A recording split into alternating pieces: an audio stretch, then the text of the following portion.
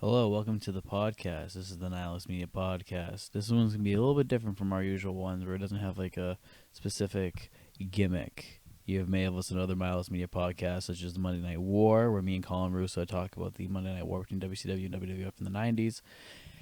You may have listened to Batty for Batman, where me and Colin Russo watch a bunch of Batman stuff and talk about it. Or you may have listened to 296, where me and Tyler White play N64 games and talk about whatever we can think of in that moment. This is going to be a podcast that is not weekly. It's going to be very infrequent. It's just going to be whenever I feel like making an episode. I've always wanted to do a show where I just interview different artists that are more underground and not many people know about, and people I admire, you know. And this episode is going to be with Kris Salvi, who I consider one of my best friends, you know, along with Colin Russo and Jonathan Ocampo. Kris Salvi is one of my closer friends that I know, and he's an incredible actor, and he's someone I work with on nearly every project that I make, and I write specifically with him in mind because I admire his work so much. So, and this is going to be a thing where maybe he'll come back on and we'll have more conversations, but I'll definitely going to have more filmmakers and musicians and painters and whatnot. But like I said, it won't be weekly, probably maybe be monthly, or like I said, whenever I feel like doing it. But enjoy the first episode with my long talk with the wonderful Kris Salvi.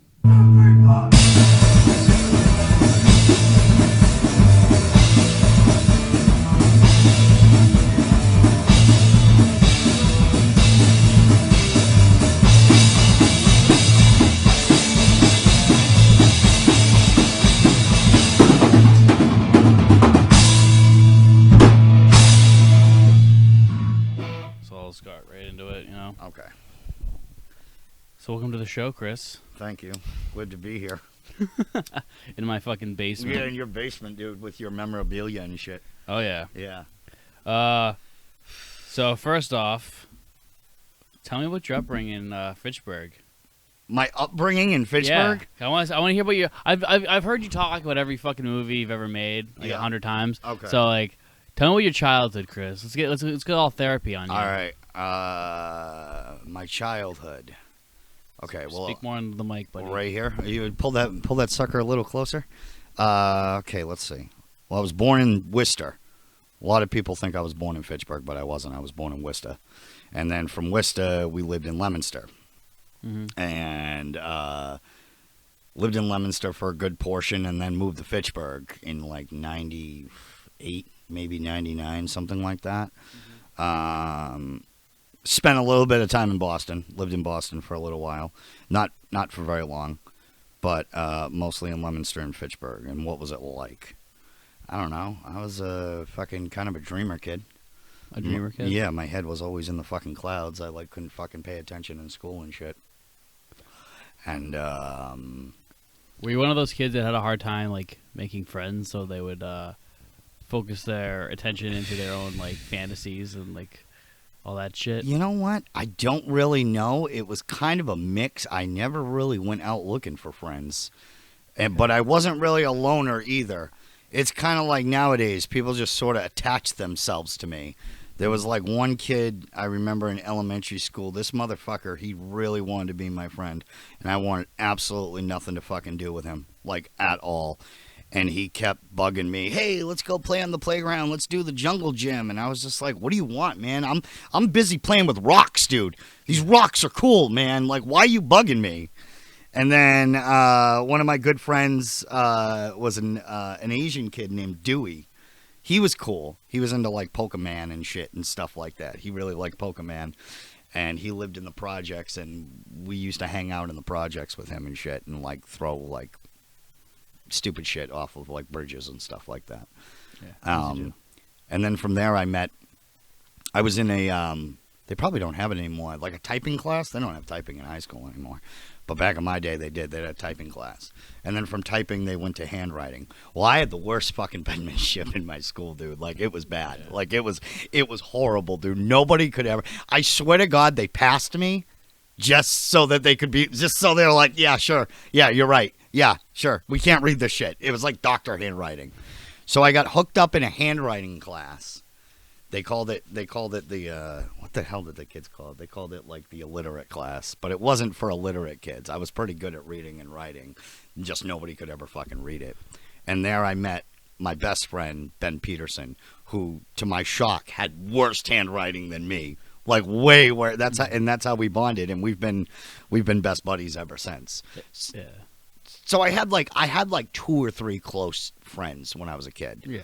It's funny that you mentioned that. I actually had a similar situation but my school never pulled the trigger on it, where they wanted to have like the typing shit for people who had bad penmanship, because I had terrible penmanship. Oh, really? And like, they were always saying like, "Oh, we should bring this. Like, we're gonna bring in computers, yada yada yada. Can you do that?" And I was like, "Yeah, I could type up anything. I spent half my day on a computer, dude." Yeah, and, yeah. You know, I'm fucking 13, Yeah. 2008. Yeah. And then they, oh yeah, we're gonna go with that. And then fucking every time they would do it, they would just like get cold feet and not make it happen. Oh, really? Even my high school, I was like the last like era of high school where we didn't do everything on a computer. Where'd you go to high school in Lowell? Yeah, I went to at the Vogue. When did you graduate?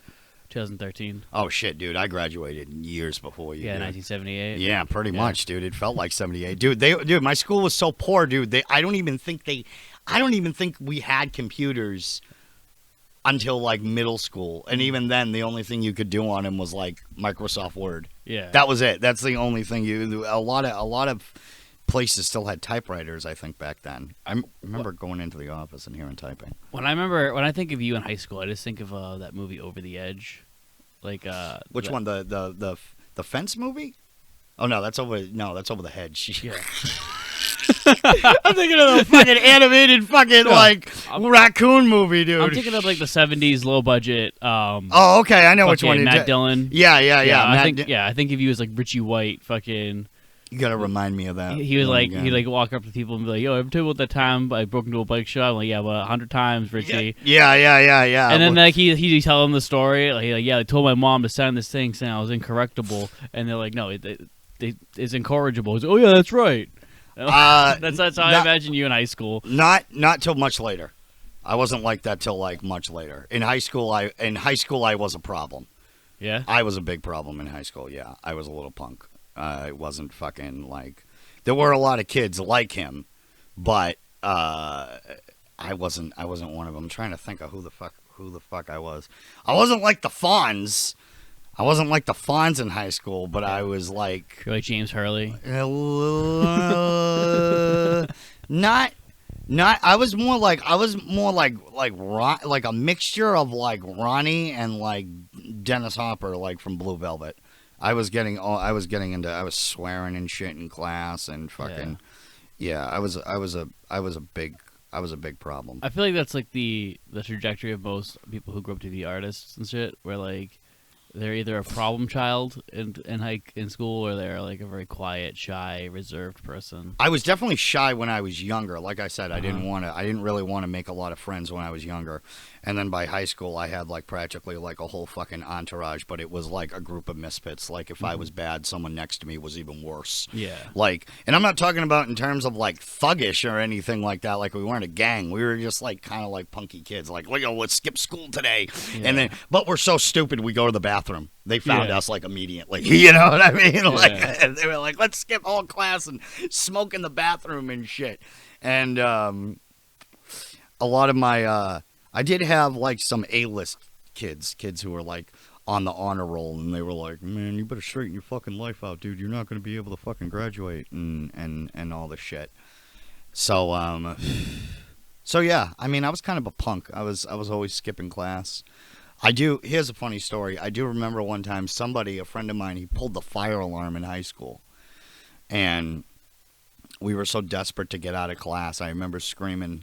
Kids were just running down the hallway, dude. The fire department hadn't even shown up. And I was like, this is it! And I picked up a chair, and I went to go throw it against the window, but completely missed, and the chair knocked me back. There was always fights breaking out, too, in the classroom. Yeah. Fights. Always fights. Definitely feel that. Yeah. Fucking growing up in Lowell. Yeah, there was always a fight in Fitchburg High over something. It was always something stupid. We always heard the last part of it too. We always heard the last part where it would be like the majority of it would be like, man, your mom's a hoe, and then like fucking bang, bang, bang, bang, bang, and there was one time I got so used to it, everybody would get up and run, get up and get out of the fuck. I just sat there one day reading a newspaper. Mm-hmm. I was like, I'm gonna wait for this to blow over, dude. And they were like on my desk, dude, fighting it, and all I was doing was like trying to read the newspaper and shit. Yeah. Like, I didn't. But yeah, dude, I was a punk. Yeah. Where did your that first spark of like creativity start? Like when was it as a kid where you're just like, where you started getting in your own head and just thinking, like, using your imagination? I originally wanted to be an artist or drawer. I wanted to draw for comic books. That's what I did a lot of my times. They would always catch me zoning off and drawing and shit. Like I would draw the Hulk and I'd draw Batman and they'd be fucking terrible. You know what I mean? Yeah. I remember like one teacher like fucking was like, "What the fuck is this?" Well, she didn't say fuck, but she was like, "What is this? What are you doing? I don't even know what this looks like." Like Batman was like, looked like an owl. And like a deformed owl. I couldn't draw to save my life, so like I started tracing. Yeah. And I would tell people like, "Yo, look what I drew." They'd be like, "You traced that, motherfucker, dude."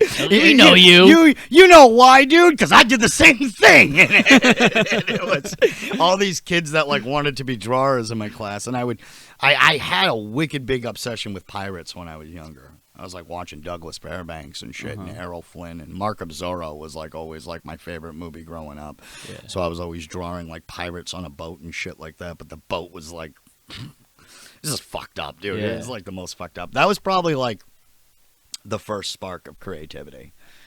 Yeah. Then after that, I started just writing short stories. After that, like stupid little short stories, like, "The bunny rabbit went to the store and then shot somebody," like out there kind of shit. So I guess it started with drawing. Yeah, that makes sense. Yeah. Yeah, I was like, was there like a thing though, like that inspired you to start drawing? Was like you read a lot of comic books? I read a lot of comic books. I was always nose deep in a comic book. I got not expelled, but I got suspended from high school because I had Watchmen in my bag, and they said that it was like commie reading material. It was like the 50s, dude. It was fucking weird. And now it's on like a required reading list, which is really weird. Most books that get banned always end up on the required reading. Yeah, and I had Watchmen, and I had what was the other one? I had Dark Knight Returns, and I had Watchmen. I remember getting in trouble for like Watchmen. They said it was too graphic. Yeah. They were like, "This is too graphic for kids. Yeah. You can't fucking comic books, dude. They're childish. Fucking, you're stupid. Yeah. Stupid little motherfucker. Yeah. Dumbass fucking Kris. Yeah. Fucking, you can't read." Yeah. I remember I actually did like a paper on Watchmen like every year at high school. Oh, really? Yeah. Were they getting sick of it? Were they getting sick of it? Were they like... No, it was always a different teacher, so they didn't know. Oh, really? And I was like, I always did a different perspective. Oh, really? So I was either like year Dr. one, Manhattan and... like freshman year, I'd talk about like the little subtleties in it, where it's like the end chapter shit, and how how it can flesh out the world and yada yada yada. And then like senior year, I was just all about how Rorschach's actually the evil guy in the story. The bad guy. Yeah, he kind of is, dude. Yeah. He kind of is. I mean, they're all kind of bad guys. Yeah. They kind of make it more clear in the new one, the show. I don't know if you've seen the show. Oh, the HBO show? I kind of started watching it, but then I fucking zoned out, It's really good. Really? It gets really good. Tim Blake Nelson and Jeremy Irons are both, like, amazing. They have this great, like, bit where Tim Blake Nelson was there when, like, the squid thing happened. Yeah. But he was in a mirror house. Oh, okay. And he was like a Christian kid, and this girl brings him in there. She looks like she's gonna have sex with him. She takes his clothes, like, "Get lost, Christian boy." And he's really? like freaking out, and then like then it happens, and he's like alone. Oh shit! And he gets out naked, and he like looks around, everyone's dead. Oh my god, really? And so he has like PTSD, and so he has like a hat where it has like the mirror shit, like the foil in the hat. Oh and stuff. Really? He's all fucked up. Fuck, dude, that's funny. No, I didn't really. I started watching the first couple episodes, but then I was kind of like, what the fuck is the point of this, dude? Like, this is just, they're just milking it at this point. I got really, I marathoned it like a couple weeks ago, really? And I was just like, because I was like a big Jeremy Irons fan, so I had to watch it, but like. That's some fucking Yeah. So is like Batman your favorite? I assume it's yeah. He was my Punisher was my favorite, dude. Oh, I got in so much trouble, dude, for bringing in Punisher books like Circle of Blood and shit and stuff like that. Was it because like they like Batman and Punisher and probably I assume you like Daredevil? Daredevil, yeah. Yeah. Is it were you drawn to them because of like kind of how like seedy Fitchburg was and how like kind of like a dark A little bit. It was kind of like I always felt that like. Because, like, the town next to me, Leominster, is, like, always clean and shit and stuff like that. And they're always doing, like, functions. And they always have, like, businesses opening up and shit. And Fitchburg is kind of, like, stuck in, like, the fucking 80s, dude, when, like, fucking post-industrial towns started going downhill. It's kind of been stuck like that. So I always thought of, like, Fitchburg as, like, Gotham. And Leominster as, like, Metropolis. Because every time you read Gotham, like, I want them to do an issue on the citizens of Gotham where one guy's just like, why do I still live here? Yeah. Like it always felt like that each day in the news. Well, not each day in the news, but you'd always hear something fucked up in Fitchburg. Something that like somebody would write, you know, like you'd read it in a book. You wouldn't read it in real life. So I was like, Fitchburg's kind of like a Gotham-esque type of place, which is why I like it. And then there's like Dirty Hell's Kitchen, like from Daredevil, and then New York City in the Punisher, and nothing good is ever happening in New York City in those Punisher novels, dude. Yeah. There's not one good thing happening. So like, yeah, I was a little bit attracted to that. Yeah. Because of the darkness and shit, and Superman was cool too, but Superman just fucking like can't do anything to that motherfucker unless you have kryptonite. You know what I mean? Yeah. Like you knew Superman was gonna win, dude. Yeah, I mean, I always liked the way that Bruce Timm and Paul Dini wrote him in the Wrote Batman? No, yeah, Superman. I love how they wrote Batman, but like, Yeah. I think the way that they wrote Superman is like the definitive Superman. I liked the Superman animated series. Yeah. I was Because they kind of stripped him back a bit. Yeah, a little like, bit. Yeah. I dug that, and I was a really big fan of the Donner movies. Of the Donner movies, I really like those, but I was a really big fan of Batman the Animated Series. Like when I was a kid. 100%, yeah. You were I don't know, when were you born? I was 94. 94. But I remember I had like, a bunch of tapes already when I was a kid. Really? And, like I remember watching Mask of the Phantasm on like repeat. Really? Yeah, I saw that in theaters, dude. I Yeah. saw that when that actually came out. That like fucking blew my mind. I was like, Yeah. to me, that's still like the perfect Batman movie. Yeah. Like fuck all the live action shit, dude. Like Yeah, it is perfect. it's like a perfect Batman film, dude. I don't know why the fucking writers in Hollywood aren't watching that movie. I mean, there's still been a lot of great live action Batman movies. I mean, they did, man. Like Batman '89, dude, is probably still honestly my It's actually favorite. one of my least favorite. Is it really? Yeah. Get the fuck out of here, dude. I prefer Dark Knight and I Batman love Begins. I love Dark Knight, dude. Don't get me wrong, but there's always going to be a place in my heart, dude, for Batman '89. I mean, even as a kid, I actually liked Batman Returns more, and I liked you're gonna give me shit, but I love Batman Forever. Get the fuck out of here, Batman dude. Forever's Podcast really over, good. bro. Batman Forever is great. That's some cape shit, dude. Yeah. That's Nah, dude, Batman Forever is really good. I don't know, dude. Minus Tommy Lee Jones is great and everything else, but like in that one he sucks. But like that whole thing although sucks, one of my dude. favorite behind the scenes stories ever is when When Tommy Lee Jones told Jim Carrey, "I'm sick of your buffoonery." That one, yeah. Or I can no longer sanction your buffoonery. Yeah. Tommy Lee Jones seems like that type of guy. You can't fuck with him. Yeah. You know what I mean? Like you can joke with Yeah. him. He'll be standing there. he's the man of the house. Yeah, dude, he is, dude. Like he'll be standing there stone faced and he'll find it hilarious. Yeah. You know, like he never smiles, dude. Like I'm surprised he did Men in Black. Like I'm surprised he saw like that material and was like, yeah, I'll do this. So, how much of like your upbringing do you kind of like put into your work? Like, do you kind of go A lot back? of it. A lot of it. A lot of what I grew up with was around. I was around. Like, don't get me wrong, dude. Like, I didn't grow up in like an abusive household or anything like that. But there was a lot of dysfunction. Yeah. In my house, and there was a lot of, not all the time, dude, but there was more dysfunction out in the street than there was in the household. Like, my parents would yell and shit and stuff like that, and my parents separated for a little while, and then they, like, got back together, but, like, my sister had some fucking problems, you know, she was fucking high on drugs all the time and shit, and she's better now, she's clean and sober, but, you know, she had some issues, dude, and my brother had, like, wicked big anger issues, dude, like, you couldn't fuck with my brother. Yeah. My brother is the total opposite of me, so I'm short and loud, my brother is tall, my brother is 6'4", Yeah. Maybe tall and quiet, dude. Okay. Like he's the type of dude that like he only spoke when spoken to, and he had like I remember growing up, if you pissed him off, it was not a good thing. But but it was a good household. Like it was not like my parents were always there and shit. You know what I mean? Yeah. Like it didn't fucking like. You got along with them? Yeah, I got along with them and shit, dude. Like I wasn't like a fucking like I like compared to my sister, dude. I was like fucking Mother Teresa, and occasionally I would have problems and shit. Like one time in kindergarten, I like pushed a bookcase on top of a kid. One time because he got too close to me. I didn't like people getting close to me when I was a kid. Yeah. I told the kid one time, there was a kid in high school one time who was like bullying. He would go from table to table and bully the kids. And then finally one day he like picked on me. And he kept on picking on me and shit. And I wasn't really doing anything. But he wasn't like physical about it. He would just fucking like run his mouth. You know what I mean? Like, what up, short stick? What up, little dick? Like that kind of shit. What up, motherfucker? You piece of shit. Like shit that rhymed, dude. He was almost lyrical with it, dude. He could have been a rapper probably. Yeah. But I remember one day I just put my hand on his shoulder and I was like, bro, if you don't stop doing what you're doing, I'm going to suck your dick. Really? And he's like, you going to do what, bro? And I was like, I'll suck your dick, dude. I'll hold you down and suck your dick.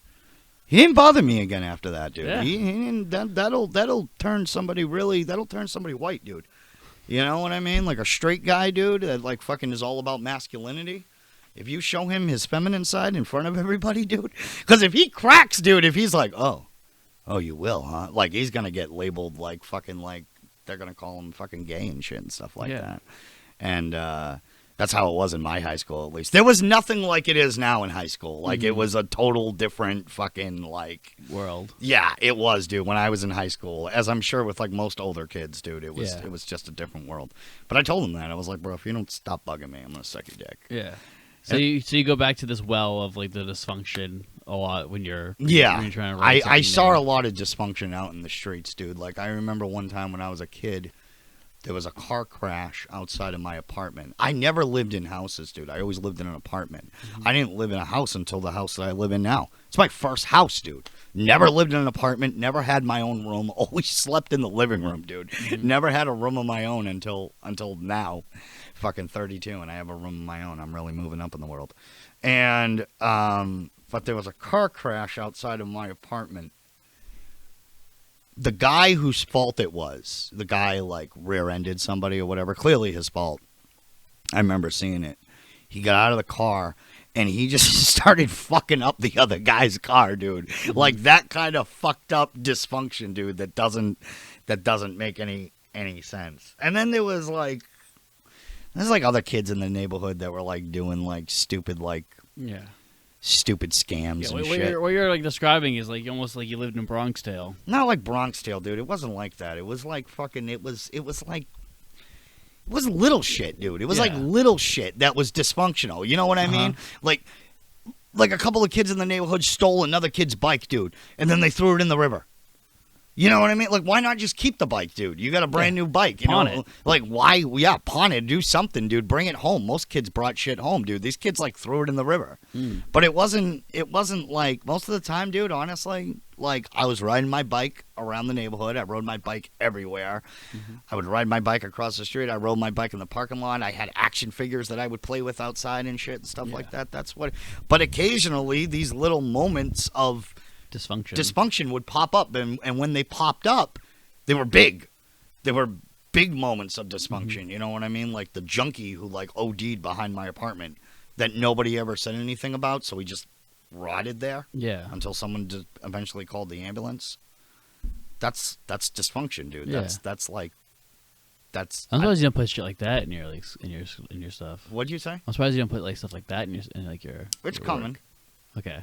It's coming. It's more of like there's shit in my stuff that's like it's more about people, dude. You know what I mean? Like I knew a lot of like especially older people that I knew, dude. A lot of older people that I knew were like broken people. They were dysfunctional in their own way. They had like they lost a woman or they lost their kid or they couldn't get back with their girlfriend or they couldn't fucking I don't know, dude. They couldn't pay their mortgage and shit and stuff like that, you know, like The majority of people who I knew whose parents, they were well-to-do people, but there were some people in the neighborhood who were like fucking, they were gamblers, dude. They used to gamble their money away. They'd lose their house.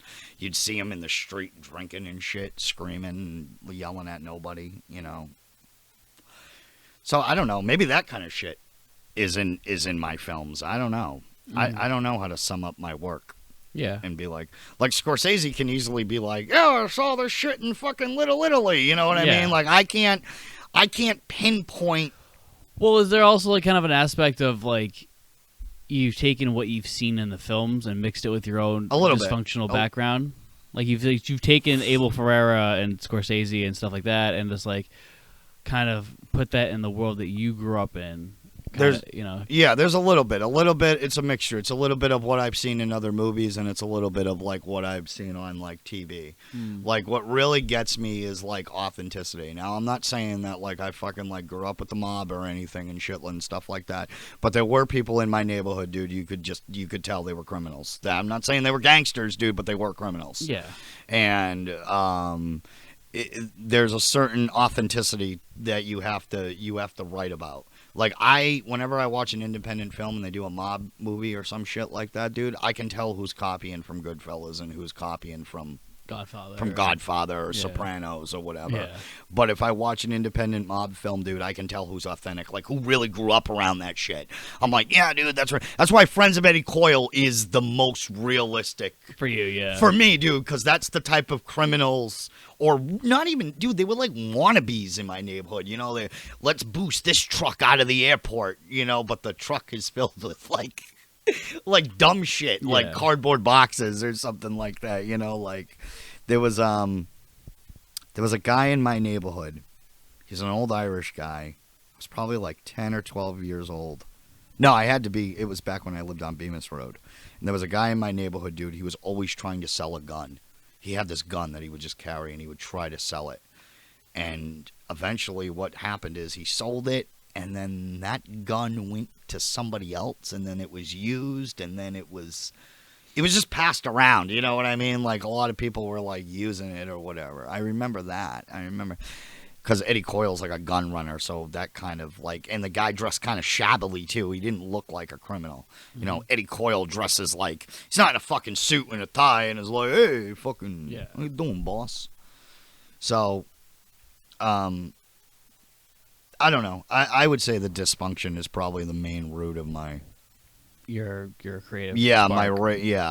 If I can write more about unorganized crime than I can about organized crime, because I don't know organized crime, dude. I know unorganized crime. I know. Yeah. You know the kids who are like trying to break into the place to steal the fucking TV, and not the guys who are fucking trying to fix the World Series. I never knew a big time criminal, dude. Like I knew small time like fucking like hoodlums, dude. I refer to them as hoodlums, street corner kids. Yeah, you kind of think of like the Mean Street guys. Yeah, like the Mean Street guys. Yeah, but like even lower than that, dude. Yeah. Like even like you know. So the kid in Bronx Tale, like him and his buddies, they're yeah, in like the corner that. and like ripping off jukeboxes. Yeah, like smashing up. Actually, you know what? Now that you say it, dude, I do remember when an arcade got robbed. Yeah. And they smashed up the arcade to get the quarters, and I think they got maybe like $100. Which back then was like, that's a pretty good haul. You know what I mean? And like I had some problems too. Like I did B&E shit when I was younger. That's on my record. Not anymore because I was a juvenile. Yeah. But the kids that we were doing B&Es with, they were fucking, you know, they were just fucking street corner kids trying to make a buck. We didn't come from wealth, dude. Nobody in my fucking neighborhood was wealthy. I don't give a fuck what anybody says, dude. I had like maybe 2 or 3 friends who were like wealthy, well off. Yeah. So when did you make the jump from writing short stories, or like where did the fascination with film come in? Like from like going from comic book obsession, to drawing, to going to I'm obsessed with film. TV. Did you start with watching TV? TV? Yeah, watching TV. Like I wanna do whatever the fuck they're doing on there. That's what it was. My parents would like leave the TV on a lot. I was unsupervised a lot of my time, dude. As much as my mother likes to say, "Oh no, we knew where he was all the time." cable guy. Yeah. Is that how you I grew was up? like a cable guy, dude. I was like, yeah. I was unsupervised like a lot of the time. My mother was at work, my dad was at work, and I would come home and I'd turn on that big fucking knob, dude, and like whatever was. AMC was big when I was a kid. AMC was first coming on TV, and AMC wasn't like AMC now. Yeah, it was back. I remember back then it was like playing a lot of westerns. It was and playing a stuff lot like, of westerns. Yeah, that's where I first watched Stagecoach with John Wayne. That's when I first got introduced to like John Wayne and Jimmy Stewart, and westerns were like big. And I related a lot more to westerns than I did. Like, a lot of the crime shit fascinated me. A lot of the older crime shit fascinated me, like Jimmy Cagney, Edward G. Robinson. Boogie. Boogie, that kind of shit. Like, I think one of my favorite crime movies of all time is fucking his Roaring Twenties. Yeah, it's great. That's a great film, dude. Yeah. To me, that's like the ultimate rise and fall movie. Mm-hmm. Like, they can try and copy it all they want, dude, but like that to me is like the ending, dude, makes me cry still. Yeah. When she holds him and he's like, "What was his business?" This is Eddie Bartlett. He used to be a big shot. Yeah. Like that fucking camera pans out, dude. Like, I think that's the first time I ever saw a 1930s movie that panned out with a camera pan that far. I'm surprised you didn't see the backlot. Yeah. Like, I mean, there's other ones that did crazy shit like that, like All Quiet on the Western Front. That one. That was. I'm talking about, but that was the first one that I saw it, dude. Yeah. Like that big pan out of the church and everything and shit. And I tried to copy that in the Loner. Yeah. The very end where Frank Rizzo gets killed on the church steps. Yeah. That's my nod to Roaring Twenties. Yeah. And so did you initially want to be a director, or did you initially want to be an actor? I didn't know what I wanted to be. I just knew that I wanted to make moving pictures. Like, I just wanted to, like, I started with my action figures. As everybody does. I started with, like fucking like little shit with my action figures, and I throw them off a bridge, and fucking that would be the end of that character.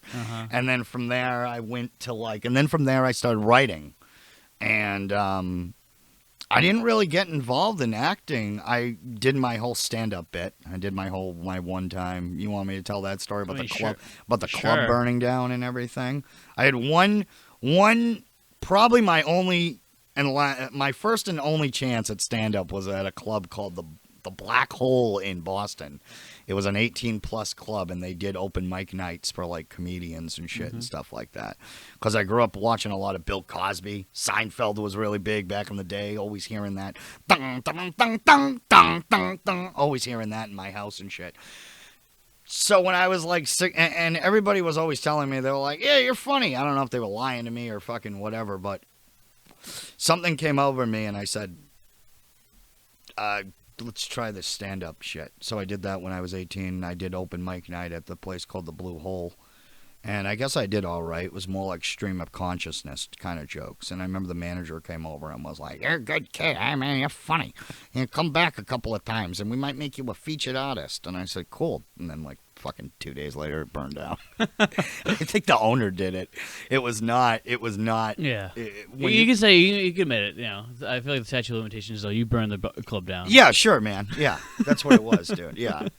I said my act was so bad, it literally caught fire. Yeah. I literally brought the house down. Yeah, shit's fire. Yeah. No, I did get blamed for, speaking of fire and arson, though, I did one time get picked up by the police because they suspected me of burning down. They were, that bridge when you go into Fitchburg, the big Fifth Street, the little Zakum Bridge? Mm-hmm. Well, when they were constructing that, somebody lit all the trailers underneath the bridge on fire. Somebody lit all them, and I got picked up for that. I remember that. They were like, "You can tell us what you did, bro." Yeah. And I was like, and back then, dude, I was not a good kid, so I was like, "What the fuck are they talking about? Yeah. Which one? Which crime are they talking about, dude? Which one?" And then when they said, like, "You can tell us you're the one that torched the trailers," and I was like, "Oh, thank God." Yeah, I did do that, but I'm not telling them.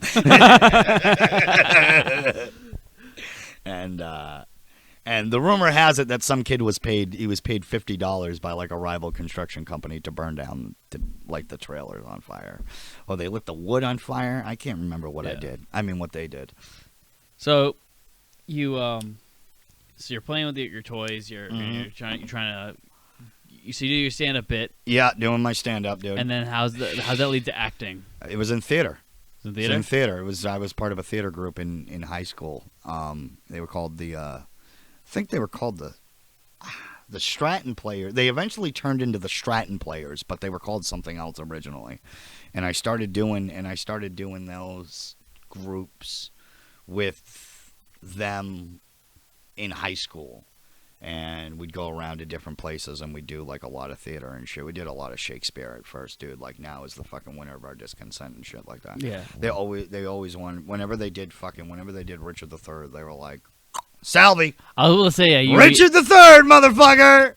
Yeah. You're Richard III, dude. That's who you are, bro. It is. I remember there was like, Yeah, I thought I was Romeo. yeah, like there was one. No, actually, dude, the kid who played Romeo couldn't even speak right.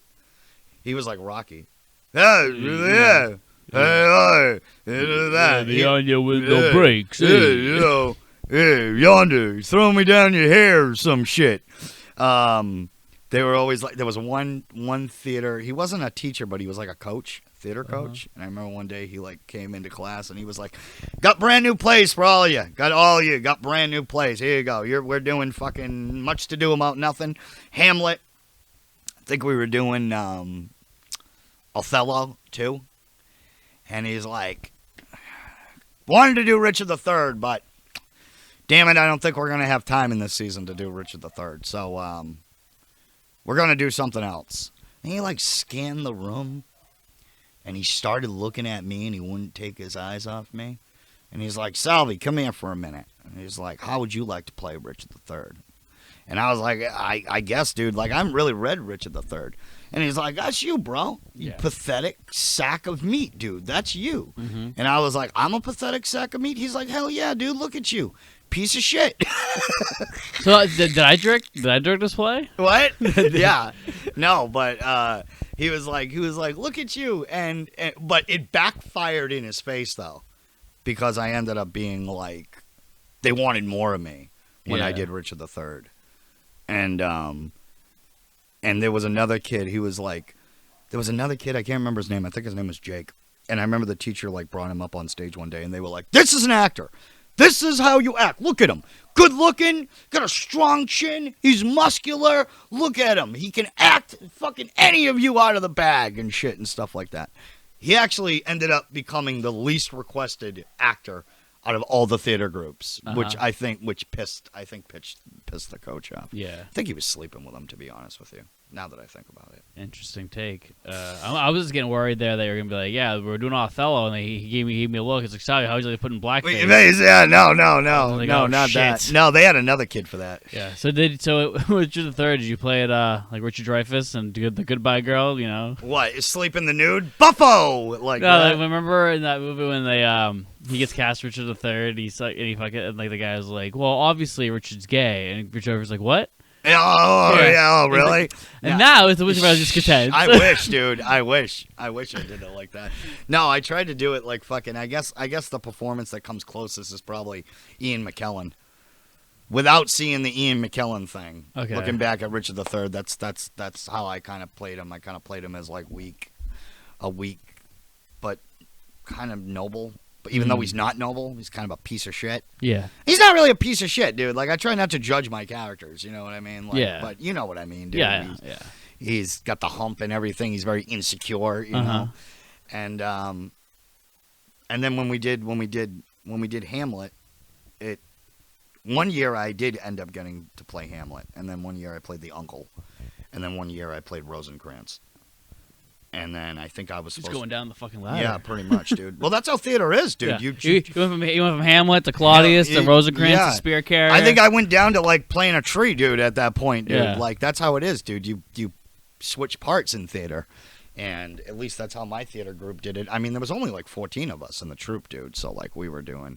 And then when we started doing, like, fucking Glenn Ross and shit, that was badass. That was. I wanted Moss so bad. I wanted to play Moss so bad, dude. Yeah. I didn't get Moss. So, well, obviously you don't do it now, but how long did you do theater for? Did you continue doing theater? Was there just a particular point where you just said, fuck theater? Fuck theater, I think like out of high school. Out of high school? Out of high school. You didn't do any theater after? No, not really. No, actually, you know what? No, that's not true. I did one original play after theater before I went to college. It was during that summer. And, like, no one really came to, like, see the troupe or anything like that. It was, like, maybe, like, 4 people total in the audience. And we did one original play.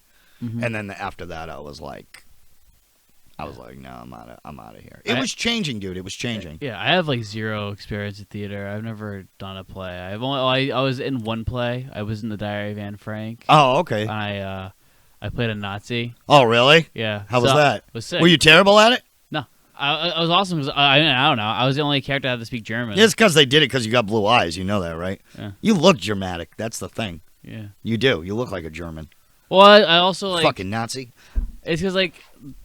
I always wanted to play villains, and I remember like I was friends Really? with like the English teacher who was doing the play, and like he was like, he's like, you look like a fucking Nazi. Like, Mark, we do have a villain for you, and I was really? like, oh sick, what is it? And he's like, do you want? Can you learn German? And I was like, absolutely. Were they getting sick and tired of you asking and shit? Yeah, because every time they were doing like all these plays. And were you like, I want to be in this? Put me in, coach. You know, because they're like, sit down and shut up. Because he'd be like, Mark, do you want to play what's Romeo's friend in not Mercutio, the other one? Oh, shit, I can't remember, but I know who you're talking about. Yeah, and I'm like, no, I want to play Tybalt, or can we like do something where I'm like a serial killer or like something? Oh, really? And they wouldn't. And they're like, no, we don't do plays with serial killers. And I was like, oh yeah, they were starting to do that in theater, dude. They were starting to do a lot of musicals. When they started doing musicals and shit, and they started doing like Oklahoma and shit, I was like, I'm out of here, bro. Because like when I had like a brief period of like I wanted to like also act as well as direct. Yeah, like I didn't want to like be like a Brad Pitt or anything. I was just like, I want to be like Boris Karloff. Yeah, dude. Yeah, that's who I wanted to do. I wanted to be like Peter Lorre. Yeah, Peter Lorre or like Humphrey Bogart, dude. Like that's who I wanted to like, or like a Harry Dean Stanton. You know what I mean? Like those were, or like Warren Oates. Warren Oates was like. He was a badass, dude. Like he was. I didn't think of myself as like badass, but like even though Warren Oates, he doesn't look intimidating, he brings that intimidating, definitely feature to a lot of his roles. Like Dillinger, I remember watching Dillinger, and I remember being like, "Fucking, that's the kind of actor I want to be." So what made you become an actor? Like what was because like you joined the did you just do it? I wasn't. It was like therapy. It kind of fell by accident, bro. They were like, I couldn't really, like, open up, dude. I was kind of like the strong, silent kid. I didn't really cry all that much, dude. I didn't really show any emotion, which is why a lot of people think I'm probably a sociopath. But I had problems with my emotions when I was a kid. I mean, I was kind of everywhere, but I couldn't really contain it. You know what I mean? And, like, doing theater brought out, like, a lot of therapy to me.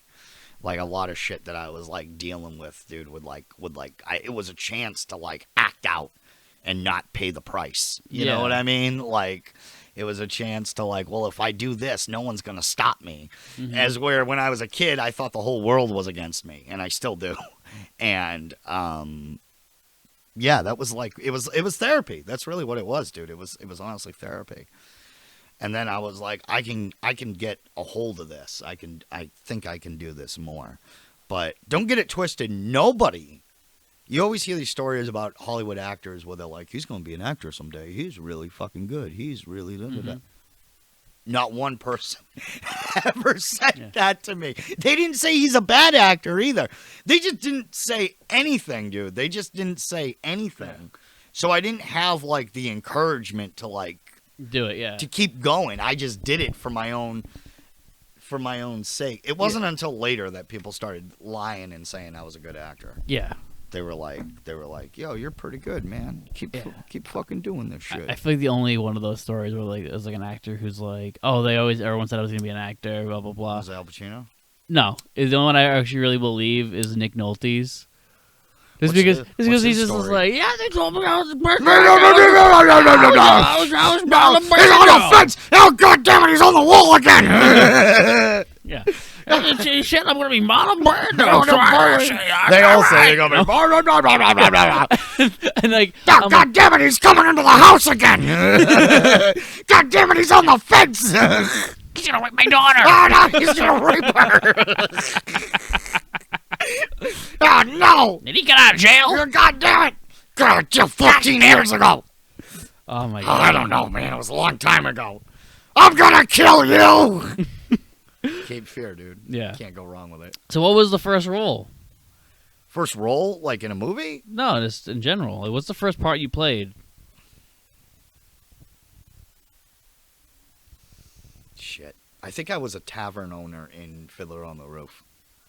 I was like some guy behind the bar or whatever. I think that was probably my first real role. Oh no, I was in Putting on the Hits when I was like Putting on the Hits was like a musical thing that my school would do, and I was a carny. I was a carny. I can 100% see carny, that one, dude. I had to break out into song and sing the song, the Billboard song. Do you know the Billboard song? Yeah. You know, as I was walking down the street, a billboard caught my eye. The signs that are overwritten there would make you laugh and cry. I had like a fucking straw hat and the fucking seersucker jacket, and I had a cane and shit. That was probably my first real performance. I mean, I didn't mention the Fiddler on the Roof. I can actually see you playing a really good Tevi. Oh, Tevye? Yeah. From Fiddler on the Roof? Yeah, I can actually see you playing Tevi. If I was a rich man. I wanted to for the longest time. I wanted to be in Fiddler on the Roof, but they wouldn't fucking... They're very... In theater, dude, they're more typecasting than in film, dude. That's it's so bizarre because I've always been told the opposite. No, don't believe that. That's a load of shit. That's a load of shit, dude. No. In theater, favoritism and nepotism runs rampant. Favoritism runs rampant more so in theater than it does in film. And in theater, if you think that film is just dedicated to like really good-looking people get all the roles, I mean, that's kind of true. But in theater, it's like 100% fact. Okay. There was a kid overweight in my theater group, and good kid, nice kid, solid actor, dude, really good. They would not give this kid a break, dude, to save his life, dude. Yeah. I remember one time he was crying, dude, and I was like, "What the fuck, dude? What's wrong, pussy?" And he's like, I was joking with him, but he's like, "It won't give me a fucking part, man. I fucking just let me fly, bro." Like Mark Wahlberg, dude. Like, just let me fly. I need to spread my wings, dude. They wouldn't give him a part because he was overweight and he wasn't really that attractive looking and shit. Yeah. And I was kind of like, we don't know what to do with this motherfucker. We don't know where to put him. And so I ended up playing like a lot of weird roles in theater. I ended up playing a lot of weird characters. Weirdo. Yeah. Yeah. All right, so what was your first film role? When did you finally have that experience? That was Goodbye David.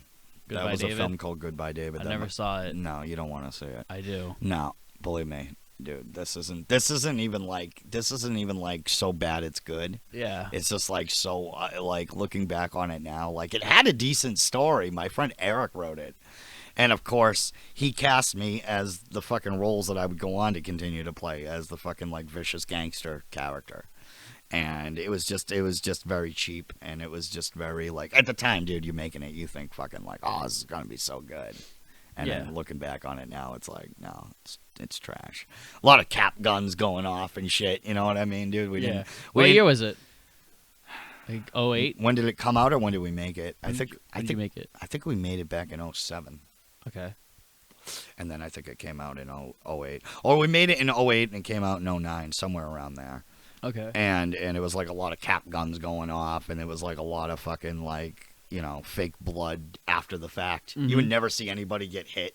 Yeah. You'd hear it off screen or whatever, and then you'd turn and there'd be somebody with fake blood on their head and everything. And it had all our friends. Yeah. No real actors, dude. I think me and the lead were the only two people that actually had experience with acting. Nobody else, like, there were kids who worked at Market Basket. Yeah. That was, like, the cast. But, what was the first script you wrote, though, for, like, shit?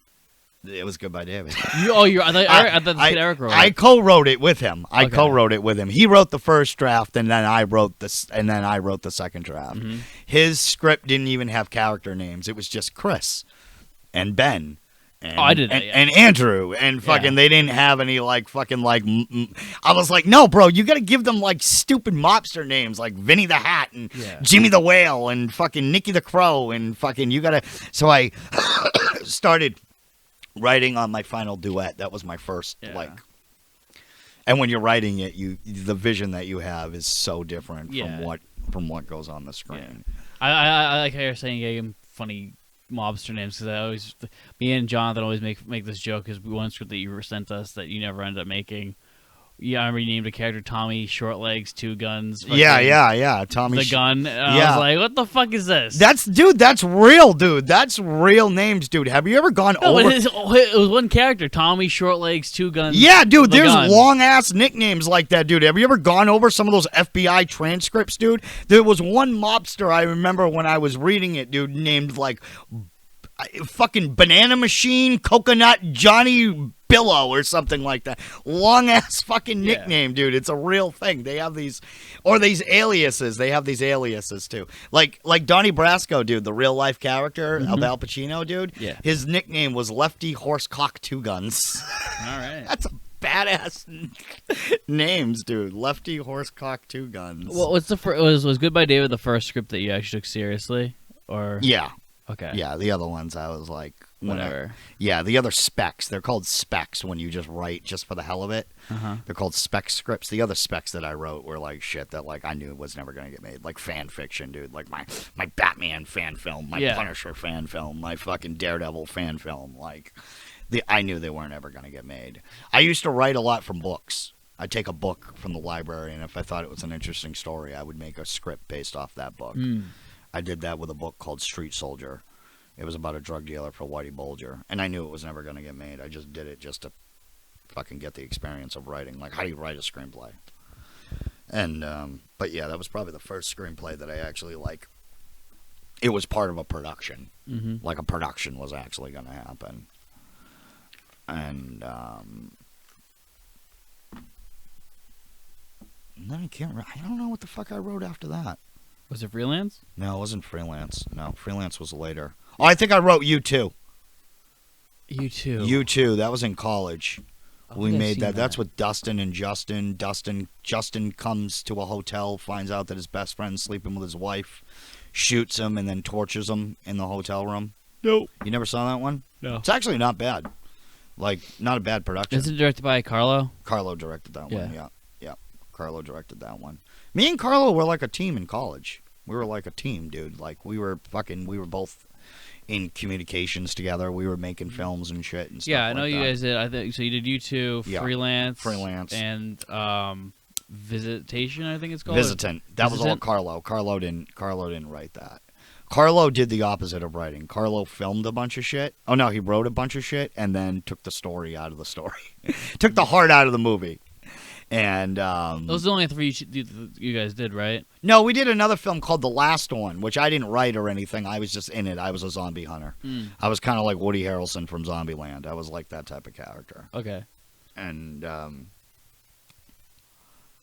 And yeah, those might be the only four that we were. Oh, yeah. Did he do Mr. Tickles? No, he didn't do Mr. Tickles. No, Teddy Pryor did Mr. Tickles. Okay. He did that for the 48-hour film fest, I think, or one. I don't know. He did it for a contest. Okay. Yeah.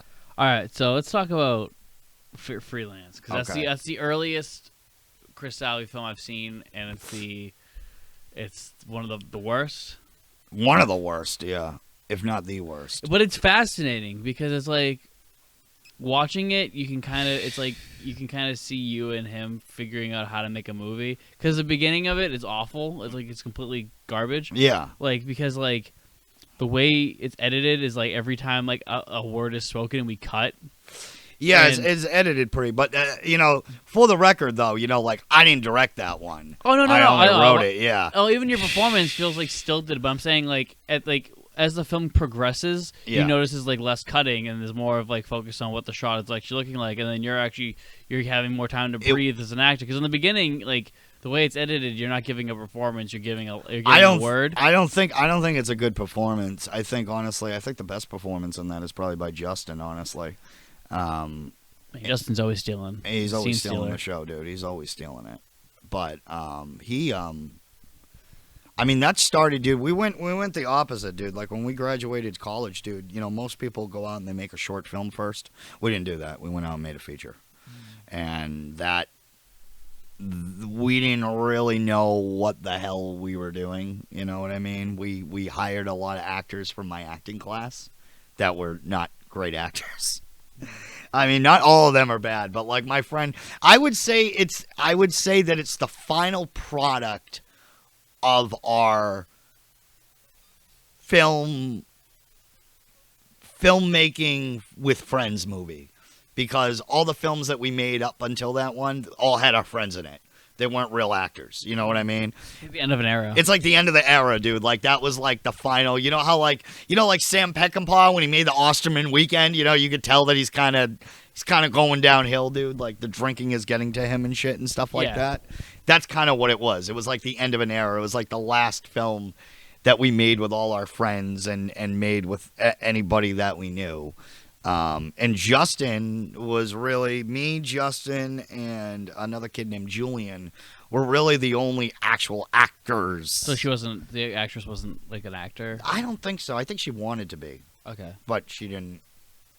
I think she saw that was her first real movie, and I think she saw how much hard work it is, or maybe she saw how dysfunctional it is because we didn't know what we were doing back then. I watched the behind the scenes. Yeah, and the behind the scenes, dude, the bloopers are better than the movie. Oh yeah, they're funnier than it's greater than the movie, and we all think, when you make shit like that, I'm sure, like when you made the fucking Gambler, dude, which is like a piece of shit, like you think you're making something good. Yeah. At the time, you think you're making or maybe you don't. We didn't know that at the time. We thought we were like, yeah, man, making a feature, dude. Hell yeah.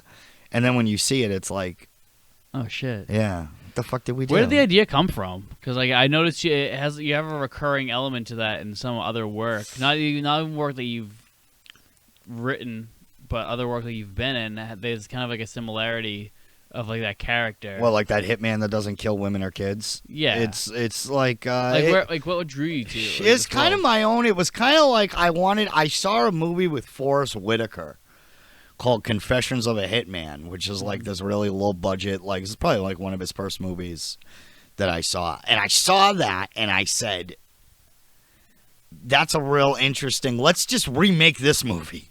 Mm-hmm. Which is what I try to do a lot of the times. I try to just remake films that I've already seen. Yeah. So that's really what it was. It was like low budget and it was gritty and it had Seymour Cassell in it as his boss. And it was like and it was about this hitman who like had to kill this woman with a little baby. Yeah, but what draws you to that? I think it's criminals that have a certain code. They have a certain rule to them. If you research a lot of mobsters, if you research a lot of criminals, you'll find that like somewhere in their repertoire, they have a certain rule that they just won't do. Like they won't go after the wives. They won't go after the girlfriends. Not the Italian like mafia in Italy. They'll blow you up, dude. They don't care. Yeah. They don't care who's in the house, dude. They'll kill your kids. Yeah. But I think it's just the fact that in a world where lawlessness reigns supreme, dude, there's one rule. You know what I mean? And there's like one character with a code that doesn't break that code. Yeah. I mean, if Jack was a real life hitman, he probably wouldn't get much work. You know what I mean? He wouldn't probably, they'd be like, oh, this guy doesn't kill a woman. Fuck it, we're not hiring this dude. Yeah. I mean, no. Jack killed women. He just didn't kill kids. Oh, yeah, that was the whole killed dilemma. kids. Yeah, he didn't want to kill her because she was pregnant. Yeah. You know what I mean? I'm thinking of Reaper. Reaper is like a Reaper is a much better movie. Oh, 100%. 100% much better movie. But I think of it as almost a spiritual sequel to Freelance because it's got sort of the same themes. The character of the Reaper doesn't really... And you didn't write Reaper, did you? Yes and no. Okay, I gave Teddy... We bounced off ideas off each other. Okay. There was no... my name's not on it. Okay. My name's not on it. We bounced off ideas off each other. Right. If you count that as writing, then yeah. But no. I don't count it as writing. Yeah. So, like... With Freelance, though, like...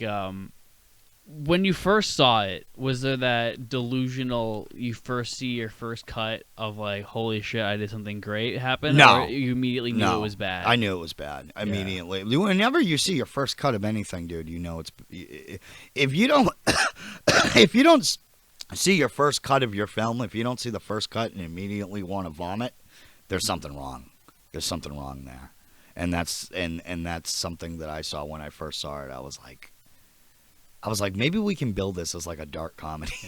I feel like I don't get that feeling because I'm editing it myself usually. Really? So like, yeah. like in the first always in like the first hour of editing, I want to vomit. It's partially my fault, dude, because I sat in on the editing of Freelance. Really? I sat in on it while they edited, and they were like, Kris, yes or no? Because I was like a co-producer on it. I helped put up some money and wrote it and everything.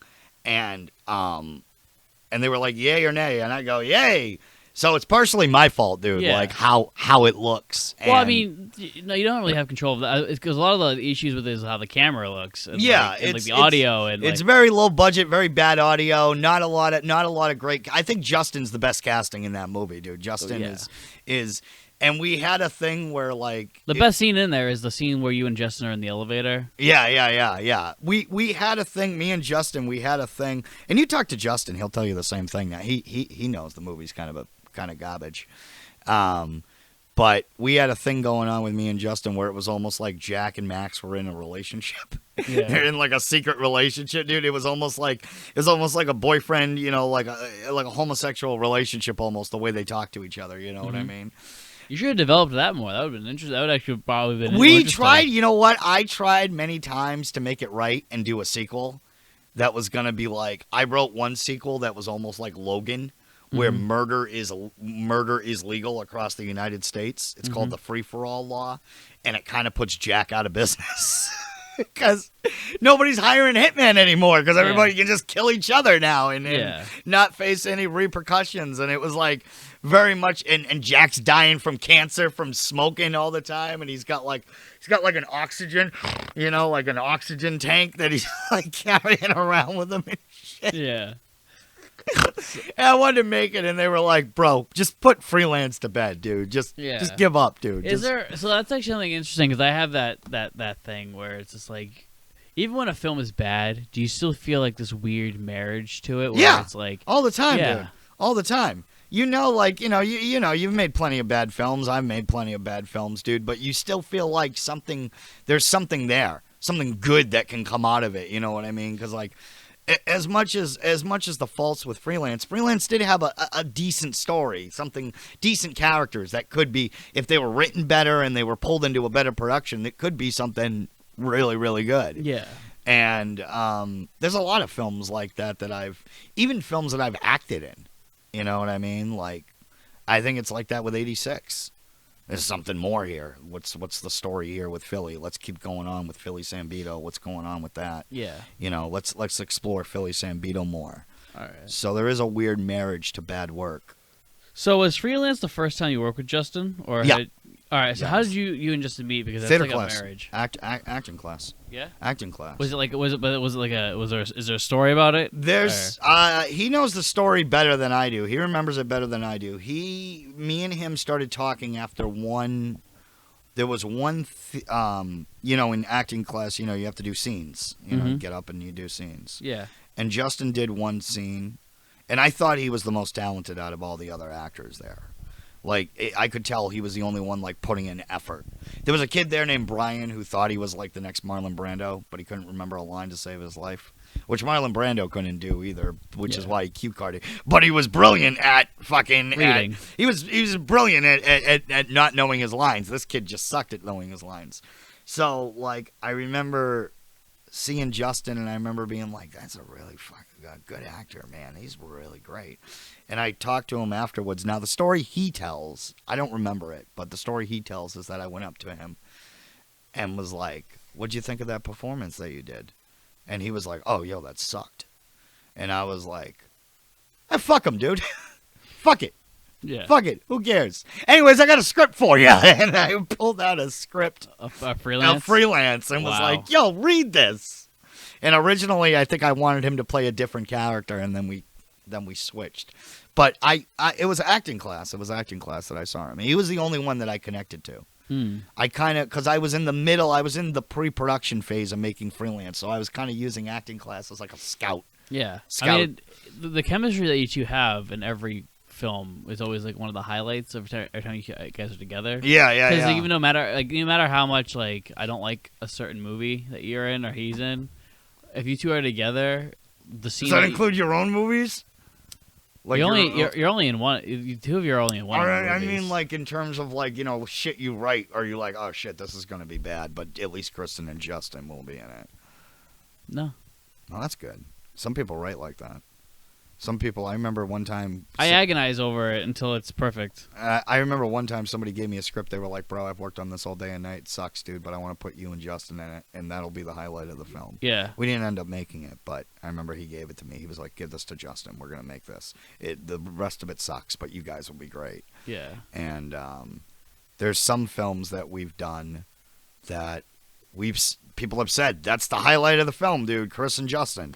Everything else sucks, but Kris and Justin are the highlight in it. It's funny, dude, because if you really look at a lot of our stuff, dude, a lot of our films we're not on screen all that much, except for like a few. Mm-hmm. You know what I mean? Like Bent, I only share the last scene with him. Yeah, but there's a ton of movies I can think of where you guys are on screen a lot, like Thankless. Thankless. Salvation, Hand in Hand. I'm talking more of like the bigger ones, dude. Like the bigger ones, like that, like Bent. Bent was a big one that we didn't share the screen all that much in, but we were in like one scene. You got to have that Kris and Justin scene in there, or else it's not gonna. Or else there's no point. It's not gonna work. But yeah, I mean, he's somebody who I write for a lot. He's always somebody who I'm thinking of, like Dustin. You know, he's somebody that I don't think I've ever written a role without him in mind. Only recently have I done a couple of films where he's not in it, and it feels weird. Yeah, it feels weird that he's not there. And I always Justin wasn't even cast in Salvation at first. Really, he wasn't even offered the part. Somebody else was offered the part, but he was dragging his feet and he was slacking. And Gabby came to me, now my wife, and came to me and said, you know, I don't know why this kid won't fucking answer my messages. He won't answer me. And I was like, fuck that kid, dude. I know this other kid, dude, who will fucking take this shit and fucking throw it into the fucking stratosphere. Like I gave it to Justin, so he wasn't even originally cast. Mm-hmm. And I do that with a lot of scripts. A lot of people I'll be like, you know, who'll be great for this is Justin. There's like 3 main actors who I go to: Justin, Dustin, and Mark Powers. Yeah. Those are like my main 3. But he's a great guy. He's a great actor. Oh yeah, I love I want to work with Justin more. I just never really have anything for him. He's fantastic, dude. I mean, you give him anything, dude, and he'll. But what was I gonna put him in? Come Rain, Come Shine, you know? He could have been in there somewhere, dude. Yeah. He could have been like the guy who works at the hotel or whatever. Yeah. Won't give you your key back. What a bunch of bullshit that was, dude. Yeah. Oh my god, that could have been the ending, dude. Where fucking Mickey gets locked out of the hotel. He can't get back in because the fucking key won't work, and the manager won't give him his key back. Yeah. There's been a couple of weird offers that people have made. They've come to me and they've told me stories that they want to make for me and Justin. Yeah. And they're just very weird. I got one coming up for him. Is that about a girl? About a girl, yeah. Yeah, I got a role for him, which I originally was writing for myself. Really? Nah, fuck that, dude. I was like, nah, this has to be Justin. Get a real actor, bro. Yeah. Yeah. Get Justin, dude. Justin's great. So, like, there's a lot of movies I know that you dislike that you've made. Yeah. I know there's a lot of ones that you love, but you've given me a different answer on this every time. So I want to get it now on the record. What is like your favorite part? Like, because like I know you've given me a few in the past. It's hard, dude. It's hard to pin down what my favorite part is. That's such a vague question too. Like, you mean like favorite in terms of playing, favorite in terms of how it came out. Favorite. All right, let's just do overall. My favorite part overall. Let's do both. Let's do your favorite part. How the film actually came out. Oh shit. Well, you know, your favorite part is a part that you played, and then your favorite like how a film came out. Like that's a completely different question. I mean, they're all. I mean, I assumed that your favorite part that you actually played. Probably Philly Sambito, honestly. Really, I thought it was gonna be Rain Dog. I do love Rain Dog, dude. Don't get me wrong. That is up there. That's probably number 2. But Philly Sambito, I fought for that movie to get made just so I could play Philly Sambito. If anything, dude, I don't know if this was going to be one of your questions, but Philly Sambito's the closest you'll get to Kris. Oh, I know. In terms of that's the thing about directors, dude. Directors and writers are all fucked up, like including you and Colin and everybody else, dude, because they always have a perception of what you're like in real life, and then they try to write that character for you. You know, like I'm like that too as a director. You know what I mean? Yeah. And people have written that like Kris is fucking writing the gangster, dude, because that's who Kris is, dude. Look at that man. He's killed somebody before, dude. Just look at him, dude. Like he hasn't done it in a Jean Van Clam kind of way, dude, but he's smashed a fucking head into a car door before I could see it. Yeah. And they think that I'm a psycho, you know what I mean? Or they think that like, look at that kid, bro. He's never had a fucking girlfriend in his life, yeah, dude. he drills holes in girls' heads. What'd you say? I was like, yeah, he drills the holes. Yeah, dude. Yeah, or like hey, look at that sick fuck, dude. That's the type of guy who hangs out at a fucking strip club and can't get a fucking lap dance with a fucking, money machine in the place, you know? Or, that's a ladies' man right there. He's got that rough, jagged edge to it. So a lot of people have perceptions of you as an actor and who you are. And as an actor, you never really honestly tell the truth. People are going to make up their own fucking... Yeah. Their own ideas about you anyways. But Philly Sambito, when I first read that script, was like, this is like my Dennis Hopper moment. I was like, I am Philly Sambito, dude. Like, this is me. Yeah. This is the most realist. This is the closest we'll get to seeing who Kris Salvi really is, dude. This kind of guy. That's my favorite me and Colin project. Me and Colin. Yeah. Everybody, a lot of people, Mark Powers, too. That's his favorite performance of mine. It's just it's like the way that John directed it with like that stark black and white, that like nice like sax sound, the putting it in the historical sense with the whole 1986 World Series. Yeah. Christy Divine's probably the best performance I've ever seen her give. Yeah. That perfect slap across the face. It's a perfect short. It is. Like that was a script where I said if we don't make this, we're doing something wrong here. Like if we let this go, and you know what, it almost did get let go because I remember you telling me it was originally gonna have like someone from The Sopranos was gonna be in it. Some girl from The Sopranos was originally supposed to be in it, and they had a big budget and everything and stuff like that, and they were ready to go off and make it, and then fucking I don't know what happened, dude, but I got the phone call like saying we're not going ahead with this. And it probably would have sucked, honestly. I mean, it probably would have been like... The beauty thing about 86 is that movie's low budget. Yeah. That's the beauty of it. It's one of the few times where low budget will actually work in your favor.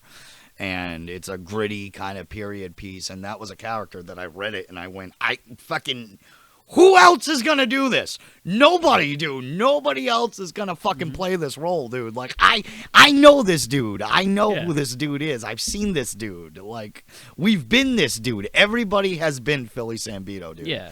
There's people who have called Philly Sambito pathetic and a loser and fucking, like, just a dude. I just think of him as a dude that just can't catch a break. He just can't catch a break, dude. Like, yeah. I remember my friend told me one time, he's like, Kris, dude, you know what you're good at? Playing the perfect loser. Yeah. He's like, you're like a loser.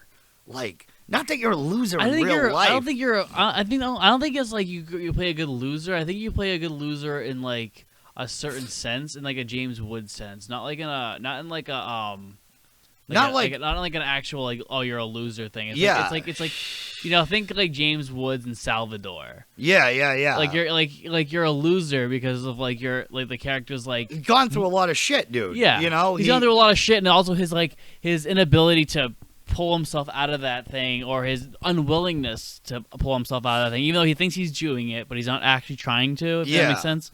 Yeah, well, Philly Sambito's a guy who's gone through hell and back, dude. Like, there's a guy, like, for a time, dude, Philly Sambito probably was on top of the world.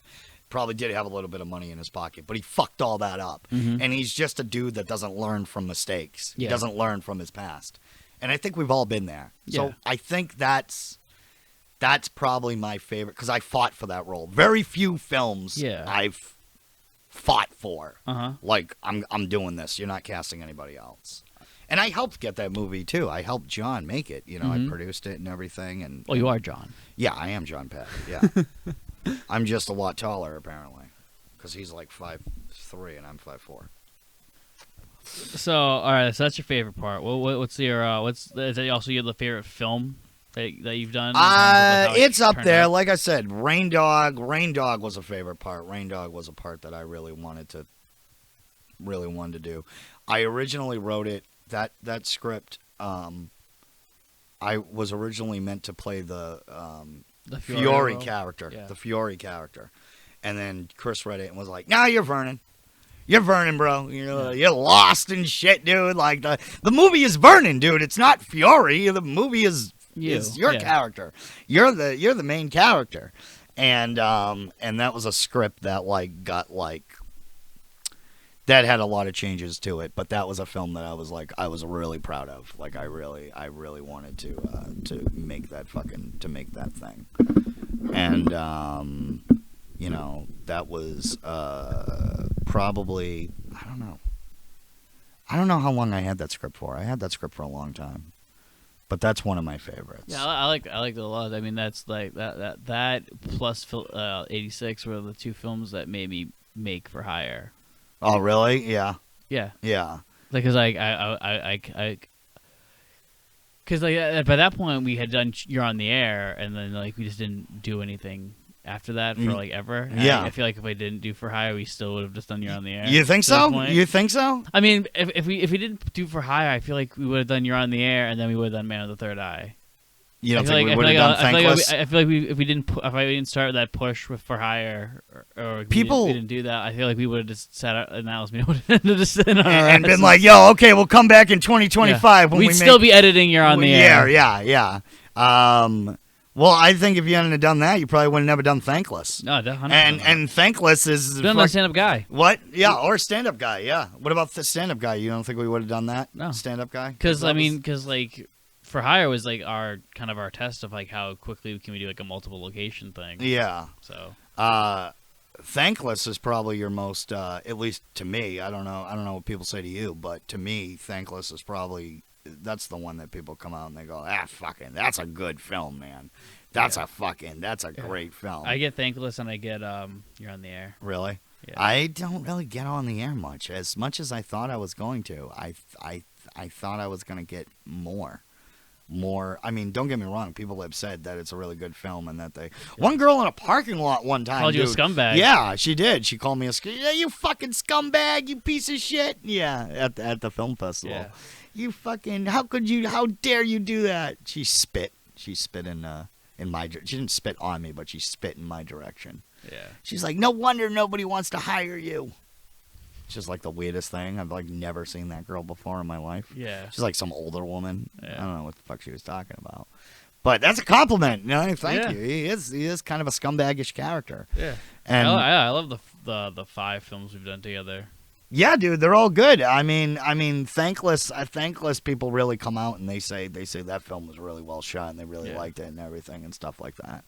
I mean, and You're on the Air. I think You're on the Air is one of them in terms of my favorite roles. That's a film that I fought for, as you know. Oh yeah. Showing up to the fucking audition like, "All right, it's me." Yeah. Who's Dick? You did not want to cast me though. I did not. I've heard this story, didn't. Dude. I've heard this story. I didn't because your cold read was terrible. You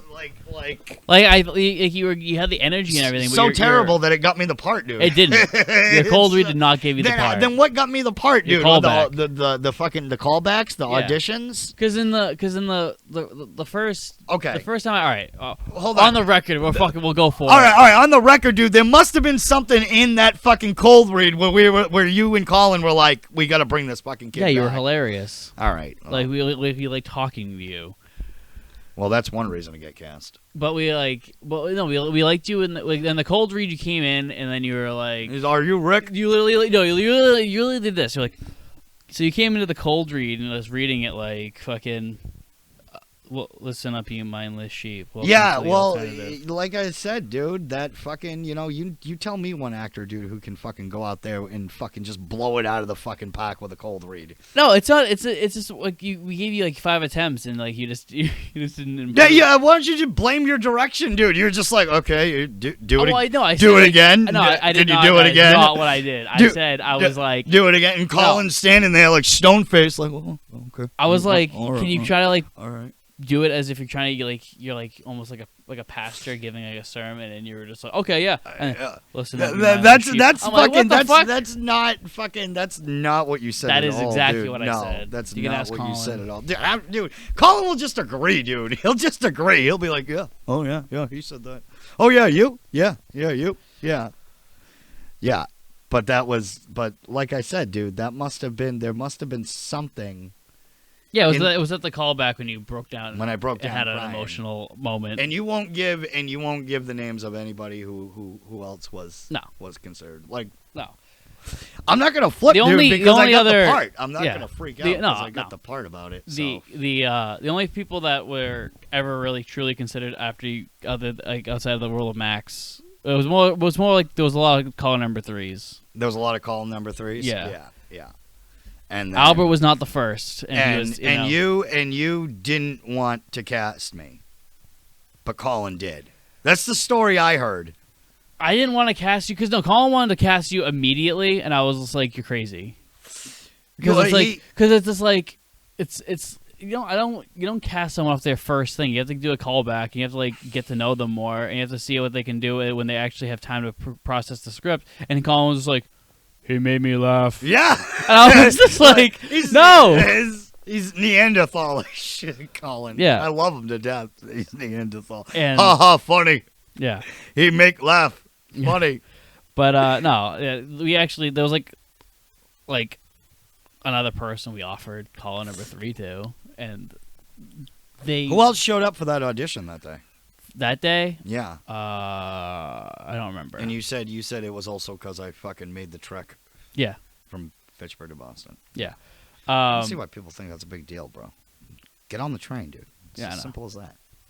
Fucking train gets off right in Boston, dude. It's so stupid. Oh, I gotta go all the way to Boston for this audition? Fuck that. No, bro, just get on a train. Fuck that. And did we skipped over the talking about best friend shit, stuff like that. Did we skip over that too? Yeah. My friend who asked me good. if you don't like me, if you guys do it to make fun of me. Yeah. And we've already gone through that, dude. Like, we get it. We're here right now. Yeah. Yeah. Well, that's what he said though. He saw that. He was like, those motherfuckers, I don't think they like you, bro.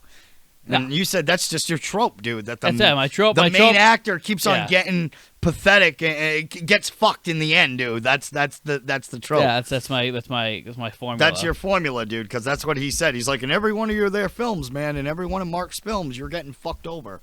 He had a Rick Dalton fucking film festival in his. I don't know how the fuck he watched all my movies, but that's what he said he did. He's like, I went on a Kris Salvi film marathon, bro, and I watched all those films, and you're getting fucked at the end of every single one of them. Yeah. I said, that's his thing, dude. I don't think it has. If they didn't like me, they wouldn't work with me. Yeah. I mean, I've like. It's just my trope. Even movies I did without you, it's just like every time the main character gets fucked over at some point. I mean, I don't. That is impossible. There's no way you could have watched all your movies because all your movies aren't available. That's what I said, dude. I'm like, you didn't see all of them, dude. The ones I don't want you to see are not on there. Yeah. I've buried a lot of those, dude. I've buried a lot of those. After You're on the Air, I didn't really give you that many difficult roles as hard as You're on the Air. So like, was it difficult acting in Come Rain Come Shine, acting alongside your wife in terms of not like a loving couple, but like a couple that's fallen apart? No. Is it like difficult to kind of portray that whole like I don't love you anymore aspect of it? Not with me. I mean, even with that character, dude, my character still does love her. You know what I mean? But it's like we talked about earlier. Well, you didn't get it, but whatever. I feel like it's a lot deeper for her. You know what I mean? Yeah. It's a lot deeper for her, and I feel like she goes to a lot darker places with that, and it's a lot hard. You'll have to ask her, but I mean, with me and her, she's a phenomenal actress. She's great. She's fantastic. I love her. Absolutely. And I love working with her, and you just have to have good chemistry with that. And you know, me and you were on set with everybody, so it's all making jokes and dick jokes and short jokes and, you know, Neanderthal jokes and making fun of everybody. So it's not as deep if everybody had been really serious on that set, it might have been really awkward. You know what I mean? But I do know that Gabby does go to some deep, dark places sometimes, and you'll have to ask her. But I think it's a little bit hard for her to get out of it. Yeah. As where now I can kind of snap out of it, Mm-hmm. and it Well, all she has. doesn't have as much as experience as you do, right? But no, she doesn't. But she still gives a hell of a performance, yeah. dude. She's still a great actress. Like, just goes to show you that, you know, how good you can be with not doing as much work. Mm-hmm. You know, because there are actors out there that have tons of material, dude. They've done tons of work, and they suck each time. Like me. It's great. And it helps if you have chemistry. And, of course, me and Gabby have chemistry because we're married, and she's my wife, and we've been there. Yeah. You know, we've been in those situations, you know what I mean? And it's not it's not hard when you have somebody the better your co-star is, the better you'll be. Yeah. And it won't be difficult. Just let it go. Just let it all go. You have to really portray an actual couple. You are an actual couple. Mm-hmm. So it's easier for me on that end. And then you two met on the making of her film Salvation that you wrote. No. We met because I saw her film Get Up 8. I saw a trailer for her film Get Up 8. And I saw the trailer and said, this is really, really fucking good. This is a really good trailer. I have to message the director, but I couldn't find the director, so I messaged the film group page. And I was talking to the Get Up 8 film group page. That's who I was talking to. And as I was talking, I could sense there was a little bit, of flirting going on there. And again, I've said this before, I'm so sexist. I thought the movie was made by a guy, dude. I thought a guy made that film because it was very much on the nose with drug addiction. And they portrayed it more realistically. They did. And a lot of filmmakers will shy. I'm not saying all filmmakers, but a lot of filmmakers will shy away from that drug addiction. And I have history with that, with, my sister being a recovering drug addict, and I have friends who are drug addicts, so I understand that world, and I know it's real when I see it. And when I saw that film, I was like, a fucking guy made this, a guy drug addict just out of rehab. And then I've said this before, like, there was some subtle flirting in there, and I was like, I gotta figure out who this guy is. I gotta look up a picture of this dude. It's like talking to Mark and Colin again. They're flirting with me, and like I said, nothing wrong with that, dude. LGBT pride, that's fine and dandy. That there was flirting, I'd be flattered. But then I saw pictures, and I was like, oh, it's a woman, thank God. But then it made it even more interesting because I was like, this girl has a past. Yeah, I definitely want to get Gabby on here and talk to her about her film. Yeah, and everything. This girl has a past, dude. You could just tell just by watching it. Like, this girl knows that world. Well, that movie is a love letter to her father. A lot of people don't know that. That's her goodbye. She never. I don't want to speak for her, but she never got a chance to say goodbye to her dad. Yeah. So she made that film. And it's pretty brilliant how she made that film, dude, because she made that film in college. That's a student film. Yeah. It's a fucking student film. Oh, my God, dude. Do you know what my student films were? Freelance. Dude, pretty much. Not even, dude. Even worse than that, dude. They look like if Bergman got hit by a shovel and had had some kind of mental deficiency. Yeah. Like, all in French and shit and black and white and fucking, like... They're like 3 minutes long, dude. So she's a great filmmaker, dude. Yeah. She's great.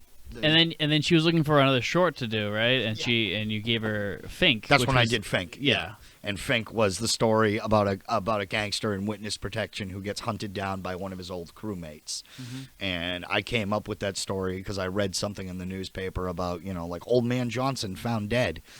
And after Old Man Johnson was found dead, they were like, oh, my God, who could have done that to Old Man Johnson? Blah, blah, blah. It turns out Old Man Johnson was really a vicious killer living in the witness protection program. Yeah.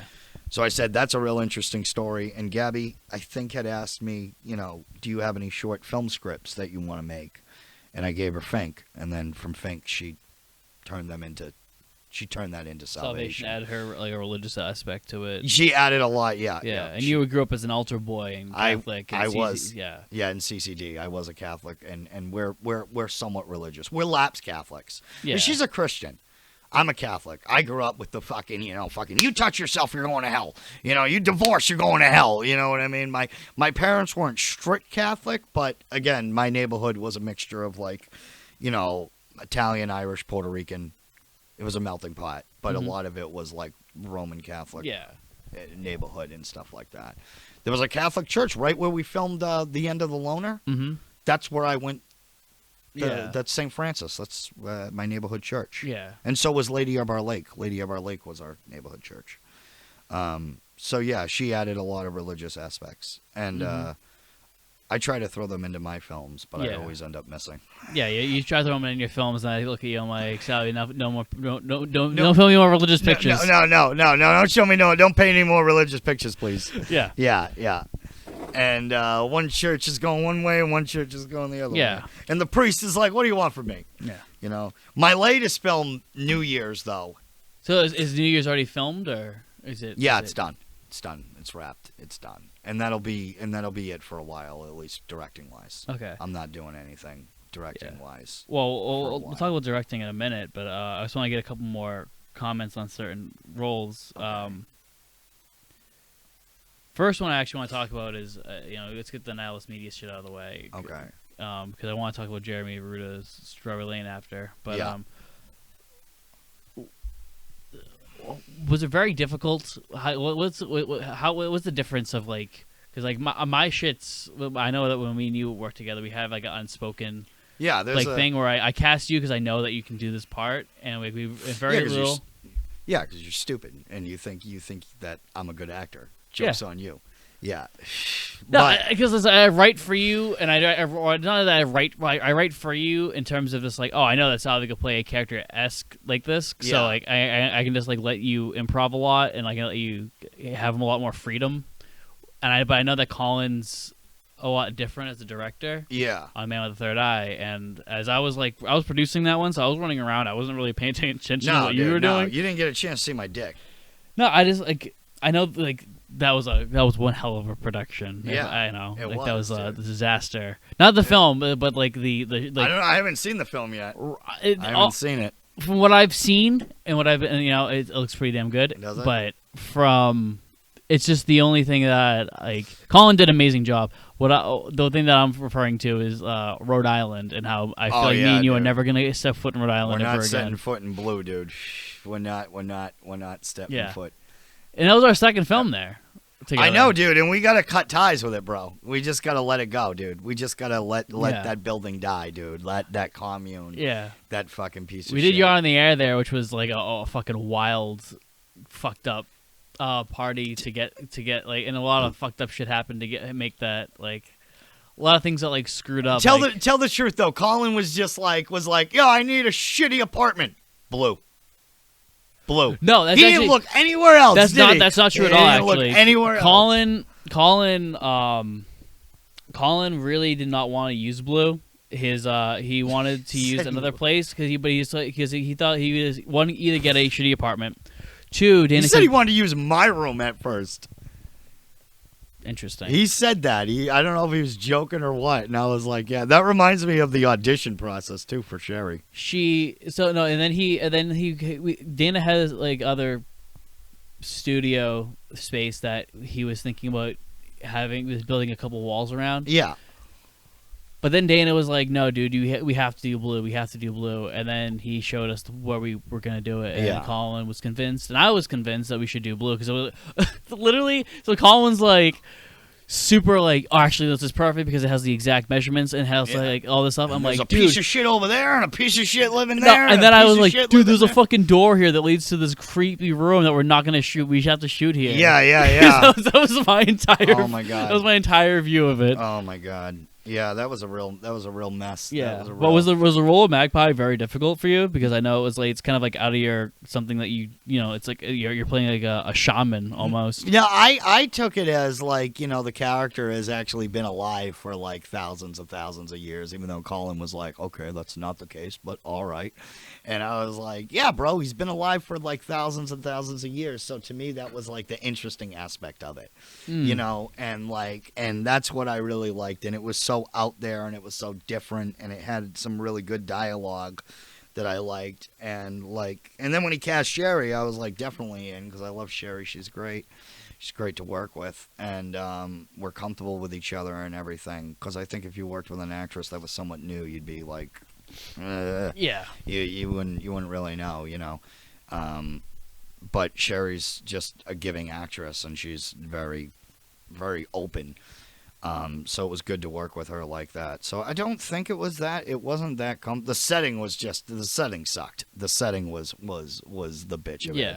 And shooting till like 4 a.m. and everything. As much as we love films, dude, everybody hates shooting till like 4 a.m. Yeah, I know. And but other than that, the character wasn't really that difficult. It's trying to make him my own. Yeah. I know Colin had a very, very specific look, specific vision, but other than that, I was like, yeah, bro, I'm doing it my way, and this is how I'm doing it. And so, and no, it wasn't difficult at all. Like I've said before, the 3 difficult roles were You're on the Air, Bent, and Uncharted. Yeah. Uncharted Trail by Derek Kleffner, really great filmmaker. Yeah. Interesting. I was like, because I remember, I don't know, this just seemed like a very difficult part when I was around trying to make sure the place wasn't falling apart. The difficult part of it, dude, is just remembering that dialogue. Oh. That was the difficult part, dude. There was a lot of shit, and there's a bunch of horse shit that I had to get out of my mouth, dude. Oh, I know. That was just like, I was like, all right, what the fuck, dude? Yeah. Like, what is it? Like, I don't even think Colin understood it, dude. I remember reading that the first time with Colin, and I was like, Colin, you just wrote a fucking amazing script, but do you really think Salvi's gonna say?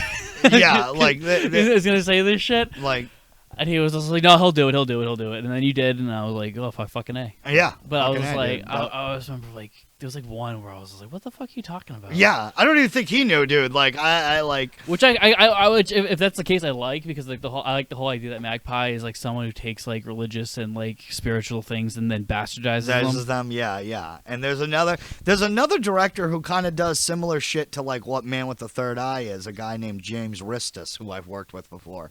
I just did a movie with him called Bernadette last year, which was really interesting. He makes a lot of like bastardized religious movies. He's like, he calls himself the anarchist Christian, but he's a solid dude. He's a good dude. He's not like a fucking pretentious motherfucker. Yeah.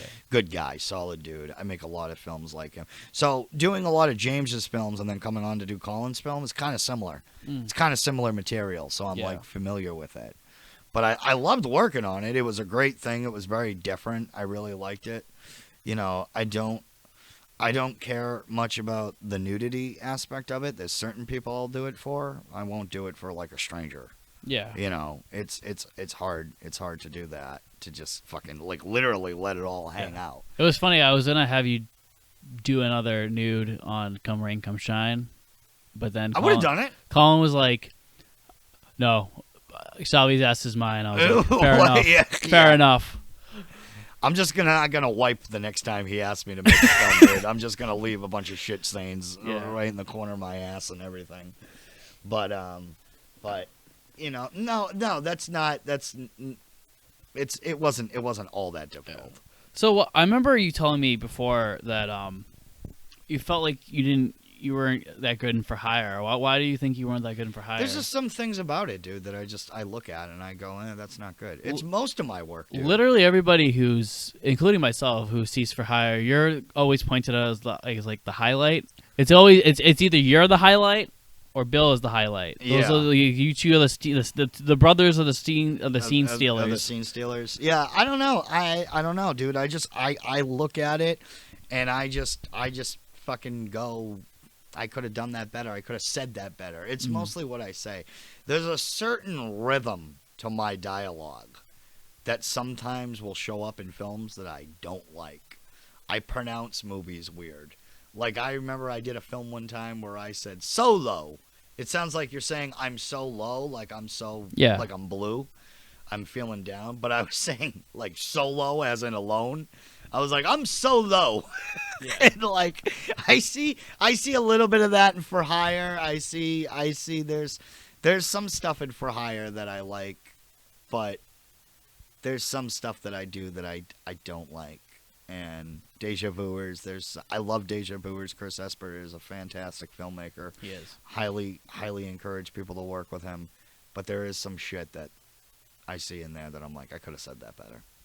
It's mostly my deliveries. Mm-hmm. I got to work on my deliveries. That's what it is. My deliveries are not.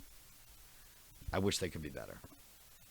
That's what it is. It's mostly my dialogue. Yeah. I would love to do a film like. You seen that new movie with Nicolas Cage, fucking Wally's Wonderland? No. Where it's like a Five Nights at Freddy's, but with Nicolas Cage? No. He doesn't say a fucking word in that whole movie. And he's fighting off like killer animatronics. Doesn't say a fucking word, dude. Like that's the kind. I love shit like that. I'm like, I wish I could do something like that. But I don't think I'd fuck up on that. But yeah, there are some films where I look at it and I go, like parts of Exeter at Midnight. Parts of Exeter at Midnight I look at and I go, The best. the best. A question I actually had is like, 'cause I've seen a lot of your films, but have you actually worked with Bill outside of For Hire? No.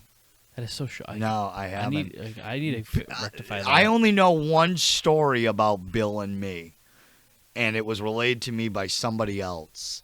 Somebody had asked Bill about For Hire. I think it must have been For Hire. I've never heard the story. Because that's the only thing. That somebody asked him, said, hey, I saw that new Kris Salvi movie you did. And he's like, Chris, who? And he was like, Kris Salvi, man, you worked with him on that movie For Hire. And he's like, oh, yeah, the guy in the car. He's like, no, that's Anthony Gaudette. I'm talking about Kris Salvi, dude. He's in the... Oh, I don't know him. That's it. That's the only story I've ever heard, dude. That's it. That's the only... I got to get you guys together. I've never worked with... I think Bill, he moved, right? I mean, yeah, but he probably come back. Where did he move to? I think he moved to New York. Oh, did he really? Yeah. Good for him, man. Good for him. Yeah, because it's so funny because I've done For Hire and I've done Stand Up Guy with both of them. Well, nobody's seen Stand Up Guy. It's not out yet. It's probably never going to come out. But what? Get the fuck out of here, bro. What the fuck, dude? Why not? Come on, dude. Let it all out. This is the ultimate podcast, dude. Let it all out, dude. It's problems with the editing. Yeah. That's what it is. Totally. Yeah. It's my performance. Yeah. Yeah. But tell me about Strawberry Lane with Jeremy Arruda, because I love Jeremy's work. He's like... he's the best, dude. He really is, dude. It's like a mixture between John Waters and David Lynch, dude. That's with a little Cronenberg thrown in there. He would love that. He would love that that comparison, dude. Dude, Jeremy Arruda is a film composer. A lot of people don't know that. He's not just a brilliant filmmaker, but he's also a brilliant film composer. Mm-hmm. And he made Strawberry Lane. It was his first film. A lot of people don't know that. That was his first movie, dude. Imagine that. That was his first fucking movie. And he's just a great dude to work. And that part of a transvestite serial killer, he asked me if I wanted to play that. And I was like, I fucking jumped at it. Because it was so different, dude. Yeah. You know what I mean? Like, you'd expect him to get somebody a little bit prettier. Like, I'm ugly enough as a man. But as a woman, like, get out of here, dude. Like, so I was thankful that he chose me to do that role. And there was like a lot of homoerotic shit in there, which I liked. It was very freeing. It was a very freeing role. It was nice. Except for that, fucking coat that I've mentioned, the black and white cookie coat. Yeah, that was just, it was hot, dude. It was just, I told him, I said, burn this fucking coat, dude. I never want to see this coat again for as long as I live. And then He brought it to a premiere in Rhode Island. And and then he was like, please take a picture, please put on the coat. And I was like, I'm not putting on that fucking coat. You gotta put on this fucking coat. No, I'm not gonna put on the fucking coat. And then eventually he was like, one picture, dude, just one picture. He's like, this never happened, dude. The premiere, you're here. Come on, man, you're trashed, but just all right, fucking A. I'll put the fucking coat on. And I put the coat on for like one picture. And then yeah, I mean, you were fucking crazy that night. You were fucking all over the place. I know, dude. You caused a scene. I feel like, was that the last night you drank? You became sober after that? No, it wasn't even that, dude. It wasn't even that I went sober after, dude. I went sober in November. When was that premiere? When was that premiere? In October? Yeah. Yeah, I went sober. No, I went sober in November. That's when I fucking... Around 8 minutes, when I was making 8 minutes. Yeah. That's when I was like, I'm I'm done. I'm not drinking anymore. Because I was, dude. I was out there and I was crazy, dude. I was fucking crawling on the stage and yelling at people. And I can't remember, dude, honestly, to tell you the truth, dude. I think that was the first time in a long time that I got you were out of control. Trashed, yeah. No, I'm an out of control drinker, dude. I am, dude. I've gotten violent, dude. Like, I'm not joking, dude. Like, I have, like, for no reason at all. Drinking is definitely my drug. That's my, like, go-to. Like, I definitely had a problem with it. I was never a really good social drinker. I would drink, and I would drink, and I would. I don't remember any of 2013. Do you know that? You could have told me that a nuclear bomb dropped, and I believe you. I'd be like, oh, cool. I don't remember, dude. I don't remember any of 2013. So you don't remember Hand in Hand? No. I don't remember making it. Okay. I know I've seen it, dude, yeah. but I don't. I mean, I used to drink so much, dude, that like I remember being in the woods, but I don't remember. So it's like Richard Dreyfuss. So he doesn't remember filming. Yeah, or like Al Pacino says he doesn't remember the 70s. Yeah. Al Pacino says he doesn't remember the 70s, dude. I don't remember. That was the height of my drinking. Yeah. That was like a lot of crazy shit went down with my drinking back then, and I remember some things, but So, we've been talking a lot about acting and how, it's like what are some of your influences? Oh yeah, dude. Like I've said, dude. Like Robert Mitchum. I've said that Robert Mitchum is an influence. I've said that Peter Lorre is an influence on me. Harry Dean Stanton, Warren Oates, Ben Gazzara, guys like that. A lot of Sam Peckinpah people. Yeah. Chris Christopherson, as a matter of fact, dude, which I think he was a really great actor. Like the typical ones. Like everybody says Pacino, De Niro, Nicholson, Laurence Olivier, and fucking and everybody. James Dean. Big influence on me, but that's with everybody. I think every actor, James Dean is an influence. But a lot of the lesser known character actors, Like John Cazale and John Cazale, yeah, big influence on me. Yeah, a lot of those actors I could see playing. Woods, yeah, James Woods. Like Indictment is one role that I'd kill to play a lawyer, dude. You know how long I've been asking to play a lawyer? You've asked me to write you a lawyer script, dude, like 100 times, and then I can tell you, and then every time I tell you, it's like I don't know anything about the law. What, dude? It don't matter, dude. Just look it up, bro, dude. Just look up, just do something, dude. I wanted to play a lawyer. That and the devil. I wanted to play the lawyer and the devil, and nobody will cast me as either. Oh my god! Every time I'm with Jonathan and we're talking, we have an extended conversation about you or something, he'll always bring up. He's like, I remember during making a stand-up guy, fucking Chris sat me down for like 45 minutes, described this devil film that he wanted to make. Yeah, I do, dude. Like you would think I'm the perfect guy to play the devil. You would think that. Like everybody else has gotten to play the devil, dude. Almost everybody I know has gotten to play the devil. Actually, just Tebow did. Tebow played the devil. Yep. And another actress who is really great is a girl named Jennifer Drummond, who I just worked with on New Year's. Mm-hmm. The closest thing I got to playing the devil was playing Death in a movie called The Last, which I don't know if you ever saw that one. I'll have to send that one to you. It's called The Last. I'm the last human on Earth in that film, but I'm really not. Interesting. I'm Death, and but yeah, I've always wanted to play, and every actor that I've been influenced by has played the devil or a lawyer. Mm-hmm. But I'm not saying that's my main influence. But yeah, Harry Dean Stanton, Warren Oates, a lot of character actors types. Yeah, and it kind of Johnson. It kind of also relates to your influences from as a filmmaking point of view, with because I know you're a big fan of John Cassavetes and Abel Ferrara and Martin Scorsese. They all work with a lot of character actor people, and that kind of brings up something I want to talk about now. Is you're a director. You've directed quite a few films now, and what is the biggest difference for you for being in front of the camera and behind the camera? Which do you prefer? I don't know. They're both fun. They're both fun in their own way. Directing is fun because you don't have to remember every line. You don't have to remember any lines. You just have to remember literally everything else, which is harder in a way than just memorizing lines. I I don't know. I can't tell you. I really can't. I love them both. I love really honestly doing both. I mean, are you talking about if I had like a gun to my head, what would I rather do? Yeah. Probably acting. Probably acting. I do love directing. Don't get me wrong. I love creating stories. I love making this world. But I think if you put a gun to my head and said, okay, you have to, it's hard, dude. As you know, dude, it's hard to make a film, bro. Yeah. It's not easy. Don't anybody who listens to this, dude, and thinks making a film is easy, it's not. It's not at all. No. Because, yeah, you'll be in the middle of the perfect scene, and then all of a sudden outside you or you'll see like a fucking Rastafarian come through the door at the exact same time you told them not to come through the door. Or, yeah, sound is a bitch, dude. Like, it's all of it. All of it is a bitch. And you have to control it. You have to control all of it, dude. Do you know how many actors have turned to me and been like, what are we doing, Salvi? What are we doing? They're power playing me. They're like, what are we doing right now? Because you don't got to film right now. Yeah. You don't got to film the way you're making this right now. You got to. Most of the actors I work with are great. They're yeah, I know you work a lot with Mark Powers. Tebow. Dustin Toiber, and Justin. Gabby. Yeah. Sherry's in a couple of your films, I believe. Yep. Kate Eppers.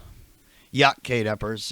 Yep. I mean, there's a lot. I stick with who I know. You got to stick with who you know because this is. Yeah. This not is, me yet. No, not you. Because fucking, what do you want, dude? What do you want? I got to figure out something for you. I had that punk rocker movie. Yeah, I'm still writing it though. It's not finished. You told me I was gonna be another one. They haven't told me about. Oh, I told you about the Dirty Bird sequel, the Dirty Bird, which you would love because you hate the Dirty Bird.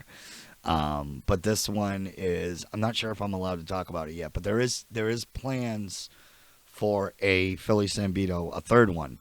It's going to be called Chances, and it's taking a lot from Bride of Frankenstein. I'm in. You know, remember the part, dude, when the old blind man, dude, like, oh, it makes me cry, dude. That when I think about that scene, it's like a story like that. Philly Sambito is found by a nurse who recuperates him after a bad beating. They beat the shit out of him, dude, and they leave him on the beach. And so there's a part in there for you. You're in there. I'm interested. You're in there, dude. You're definitely in there. You get to kick the shit out of me, out of Philly Sambito. I'm in. And then I think your character gets killed immediately right after, dude. I don't know who gets a worse beating, you or me. We're both getting beaten up around the same time. Yeah, work with who you know. Work with who you trust, dude. There's a lot of untrustworthy people in this business, dude. Oh, there are, bro. You know, dude. They're liars and schemers and shifters, and I'm one of them. No, but you know, like there are a lot of fucked up people in this business, dude. I've been burned by so many actors. So you have to work with who's passionate about the material. So, with your directing, I noticed that it starts off as a very lo-fi, like indie, like.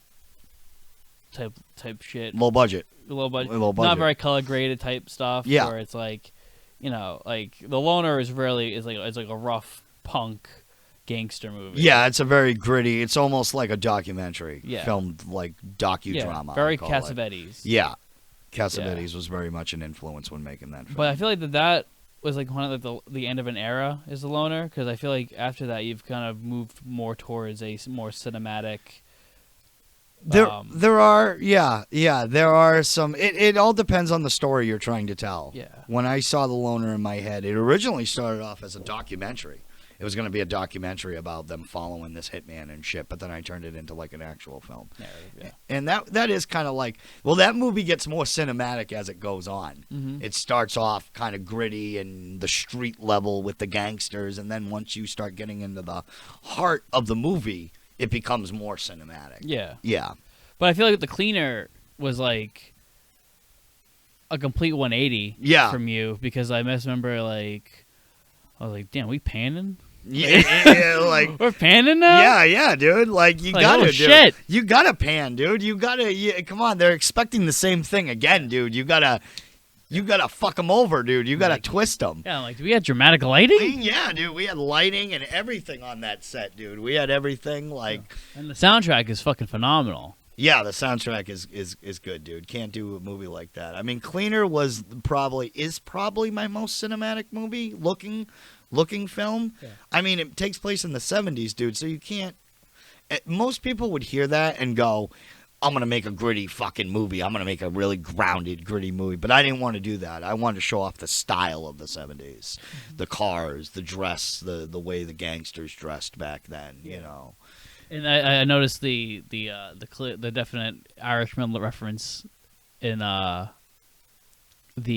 whenever time you introduce a character, you'd have like them, and then when they died, or like their occupations, but it's kind of like there is a little bit of that. There is a little bit of that in Cleaner when it just says who they are, and what they're associated with. I don't know.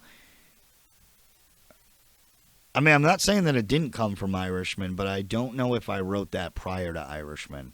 I think I might have seen Irishman and been like, "Oh yeah, that's a cool idea." Yeah, that's the way to go. Yeah, that's the way to go. Scorsese knows what he's doing. Yeah, Scorsese knows, dude. Like, take cues from him, dude. Steal from what you know.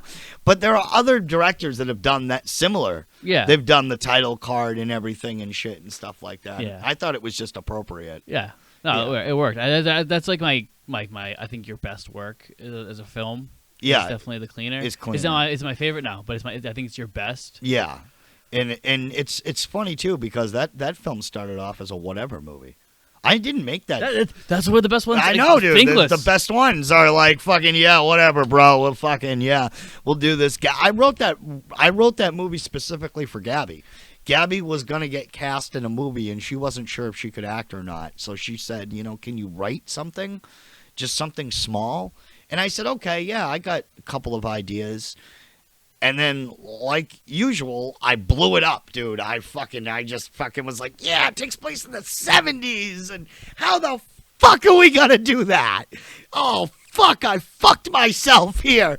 How are we going to make this film? But that is a movie where literally it's once in a lifetime, everything came together. Yeah. Everything came together.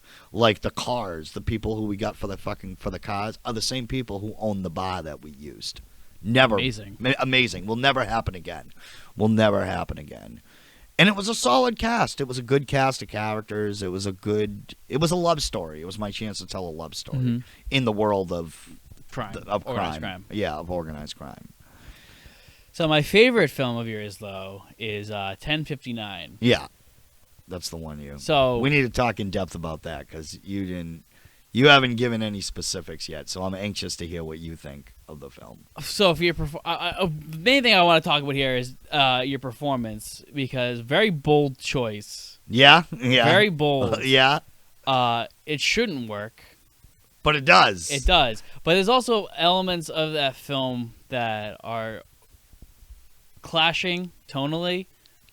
Where I feel like with Prior or just in general. Prior, the whole film, I feel like there's moments where there's like tonal inconsistency, and I was wondering, not to be like a dick, but like, is like because I've done that before, where it's just like, do you do a thing where sometimes you'll just have a moment go over the top just because so when people are like, oh, this sucks, you're like, yeah, well, it's not supposed to be good.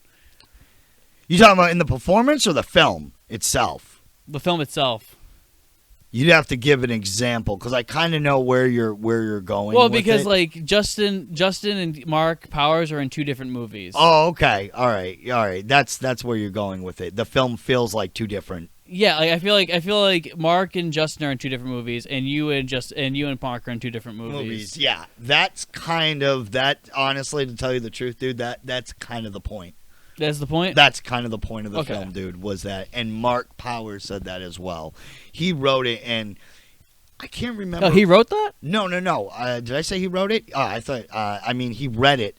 He read it and thought that when he was flipping through the pages and everything, he thought he got it confused with another script. He's like, did another script get mixed up with my script? Because what the fuck? And,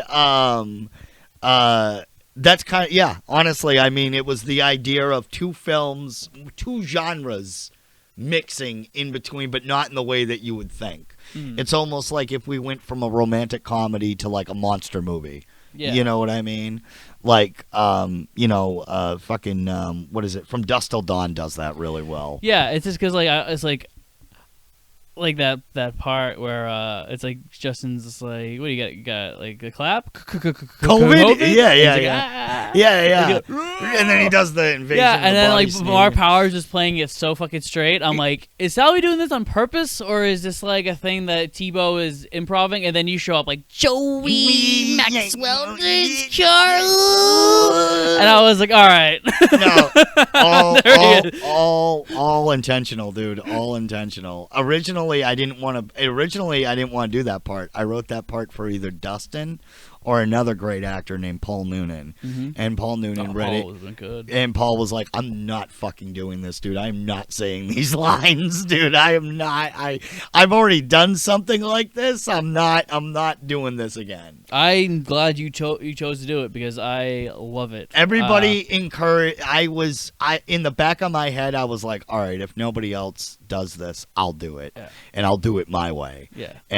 And Mark Powers was the one that was like, you're playing Mikey, right? You are playing Mikey in this, right? And I was like, well, I don't know, maybe. No, he's like, no, you're playing Mikey in this, right? But nobody expected me to do it the way I did it. I remember Chris Esper was like, that's like a dry one, right? That's to be funny. And I was like, no, bro, that's how I'm. Oh doing no, it. I've been quoting that like all week. Oh, I know, dude. I've been fucking. I said bold choice. So, yeah. Bold choice, and I was like fucking like the. He's like, they're gonna Creep. You're the creep show, Maxwell. Yeah.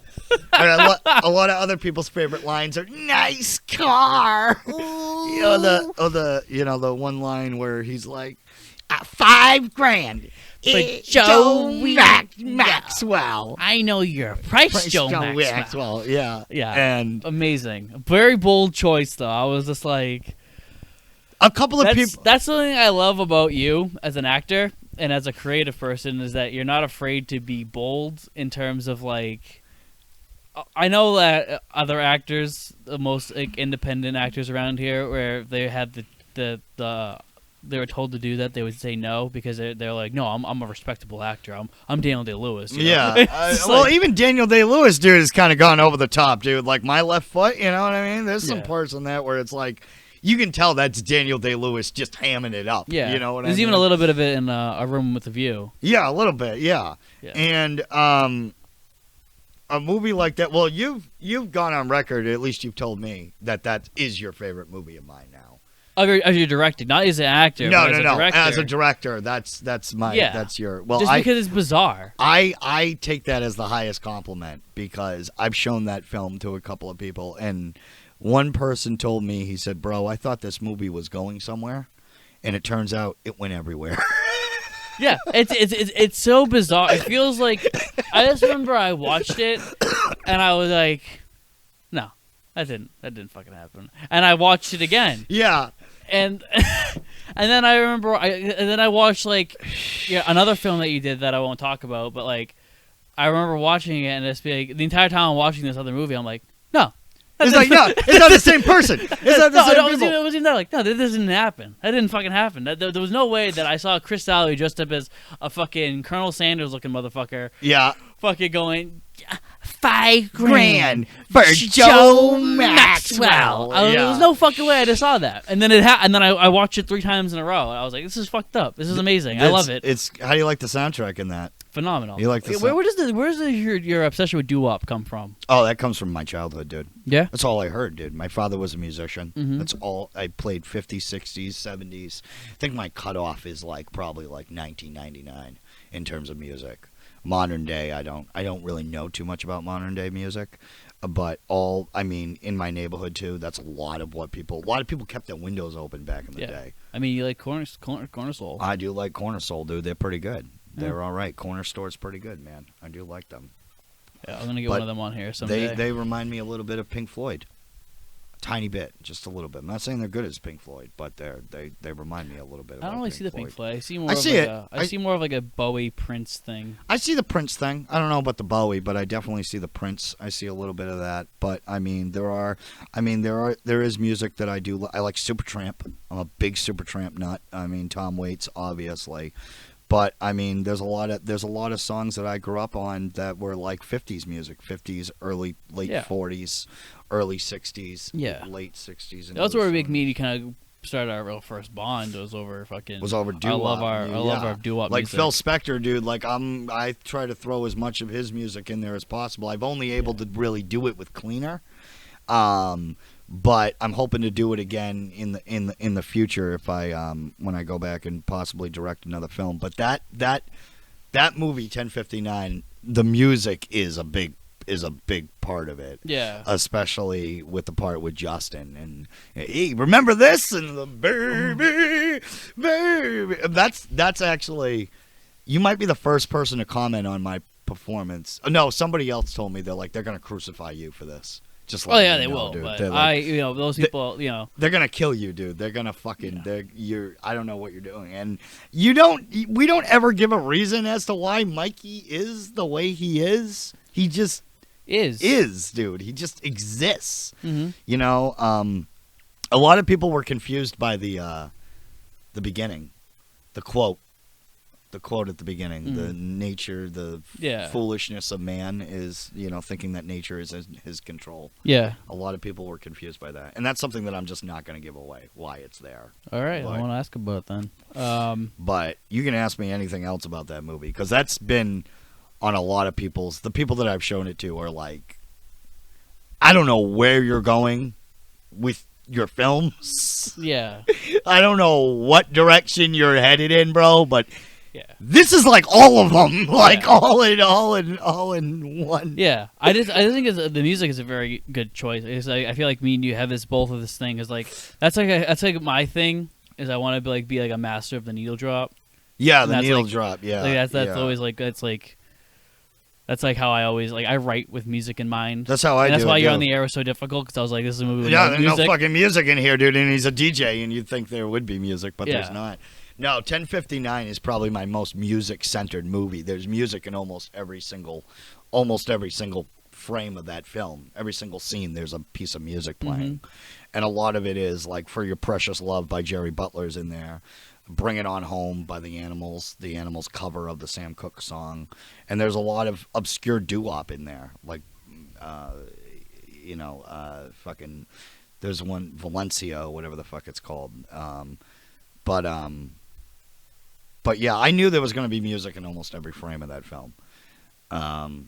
Different from some of my other films, but I think it's the one right now that I'm probably the most proud of, that I've done. Yeah. At least. Hopefully, I know people will see it and they're just going to go, bro, what? I feel like you need to do that. Yeah. I feel like, if you don't have those, it's one of those movies where there's no one who's going to watch it and not have a strong opinion. Well, that's good, dude. Even if you... Because I feel like this is a movie that you're either going to love or you're going to hate. You yeah. either get the Salvi joke or you don't get the Salvi joke. If you walk out of that film and you go, bro, I hated it, then that's okay. You know what I mean? That's a reaction. It made you feel something. Yeah. But there were a couple of people that told me, they're like, you got to delete this line and this line and this. You can't have fucking, Justin making fun of COVID, dude. You can't do that. And why is nobody wearing their mask, bro? You can't be fucking making a... And I'm like, no, fuck that shit, dude. Like, fuck all of it, dude. Like, you have to understand the world that these people exist in. You know what I mean? You know what film really inspired it? After Hours. Interesting. I don't really see it. But After Hours was a big inspiration. Just a story about one guy's night going from bad to worse. Mm-hmm. And then from worse to just like, what the fuck? The ending scene is very reminiscent of After Hours. Yeah. When Paul's just sitting there at his computer, and that's the ending, scene of... Yeah, he's smoking the cigarette, yeah. Yeah, was smoking the cigarette and everything. Which is not actually... that scene was not supposed to be at the very end of the film. That scene was supposed to be earlier in the movie, but we threw it in. We threw it in at the very end. And people have asked me about the film at the very beginning. They're like, I thought this whole movie was going to be on film. That'd been ridiculous. It's just the opening of the movie's on film. What it should be. That's the way, dude. It's Mean Streets. It's Mean Streets, bro. Yeah. Fucking doom, doom, doom, psh, doom. Come on, dude. Fucking Phil Spector did nothing wrong. Like. But yeah, I mean, that's It's funny that you've watched it 3 times. Oh yeah, I watched it 4 times. Did you really? I watched it 3 times by myself, and I watched it once with John. What did John think? John loved it. Did he really? Yeah, he once again first word bold choice. Oh, really? Yeah. Really? Yeah. Bold choice, dude. Bold, very bold. There's a lot of faces I make in that movie, too, that are like... Yeah. Not as much... And I think you were doing the same thing in Runaway Night, but... Runaway Night was more... successful. Yeah, Runaway Night was more of like an itchy character from Dick Tracy. Yeah. Duck Tracy. From Dick Tracy. That was more of like an itchy... He was kind of like a stupid little bodyguard. Wasn't really into that one for me. But what, Runaway Night? Yeah, but I loved Justin in it. Justin fucking... What a fucking scene. Oh yeah, dude. Oh yeah, he's great. He's great in Runaway Night. Yeah. I thought you said Runaway Night was pretty good. It's pretty good in comparison to like 1059. to a lot of local bullshit. To a lot of local crap. Yeah, that was my throwback noir movie. Yeah, I think those are the 2 I'm most proud of, actually. Interesting. As of right now. I mean, of course I'm proud of them all, dude, and I'm proud of Cleaner. I love Cleaner, don't get me wrong, and I'm proud of The Loner. But in terms of the ones that I've made recently, just within the past year, is probably Runaway Night and 1059. Also, actually, here's one question that So when we were making Thankless, I let you improv quite a bit. Did you mean to add a little homoerotic subtext? No, bro, that was all you, bro. You told me to tell him I love you. No, you did it once, and then I was just like, that was fucking sick. Keep going with it? Yeah. I don't know if it was my intention, but I mean, I'm sure somewhere in the back of my mind it was one of those things where it's like, okay, these two could be quote unquote best friends. Yeah, they were roommates. Yeah, they could be, and they were roommates. You and him were buddies, weren't you? History shows that they were roommates. They were roommates. Yeah. Like that. You know what I mean? So I don't know. You don't know why you do it at the moment. You don't know why you say it. I can't remember if that line was even in the script. It wasn't. It wasn't in the script. So you don't know why you do things. There's just a little voice in your head that just says do it and see what happens. Anthony Hopkins has that with Silence of the Lambs. That whole whole thing. It was all improv, dude. It was just fucking just do it, dude. Like, why do it? You know what I mean? Why say it? So I guess it comes off a little homoerotic, a little homosexual, but that's okay. I think it makes the movie. Yeah, it makes the film, dude. That these two had their special bond, and there's a lot of crying in there and everything and stuff. But I think the character of Michael in that film is. If he doesn't want anybody to know about it. You know what I mean? He's hiding it. He doesn't want anyone to know that there was a time where him and Charlie, dude, it's some beach vacation, on a boat somewhere, like a Jay Gahuva type. That's how I think of him. So it could be, could not be. Yeah. So we're almost 2 hours. We're actually 2 hours into this. Okay. Almost 2 hours and 30. So what are some let's really start wrapping things up. Sure. What are some dream roles that you want? What's the devil, bro? Other than the devil. The devil, dude. The devil, like, that's it? Why can't anybody just cast me as the devil, dude? Like, why? Gabby has a script where I play the devil, and we haven't been able to get it off the ground. I make a deal with Justin in a hot tub. I come out, like, Justin's laying in the hot tub. He's on vacation with his girlfriend, and him and his girlfriend are having some problems. And and he's all alone in the hot tub, and when I first appear, I come out of the bubbles. like Apocalypse Now type? Like Apocalypse Now, dude. Yeah. Like I come, like Cape Fear. And then when I leave, dude, I go back down into the bubbles, dude. Amazing. It's great, right, dude? I don't know. She's got to hurry up and make it, dude. I don't know. I've always wanted to play historical characters. Like Phil Spector, I've talked to you about that. Yeah. I told you, write it, I'll do it. Wanting to play Phil Spector, dude, for the longest time. I do have something in the works where Phil Spector does make an appearance. He's not the main character, but he does make an appearance.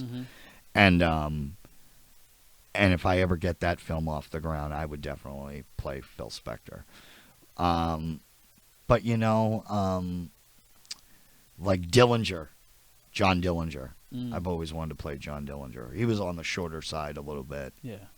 He was, dude. He was. A lot of people said that he was a little bit shorter. Yeah. Because some people have said, "Oh, you're too short to play John Dillinger." Fucking. What's a dream project you want to direct? Like, what's the main? Every director has that project that is never gonna happen. Oh, dude, yeah, probably my Jack the Ripper script.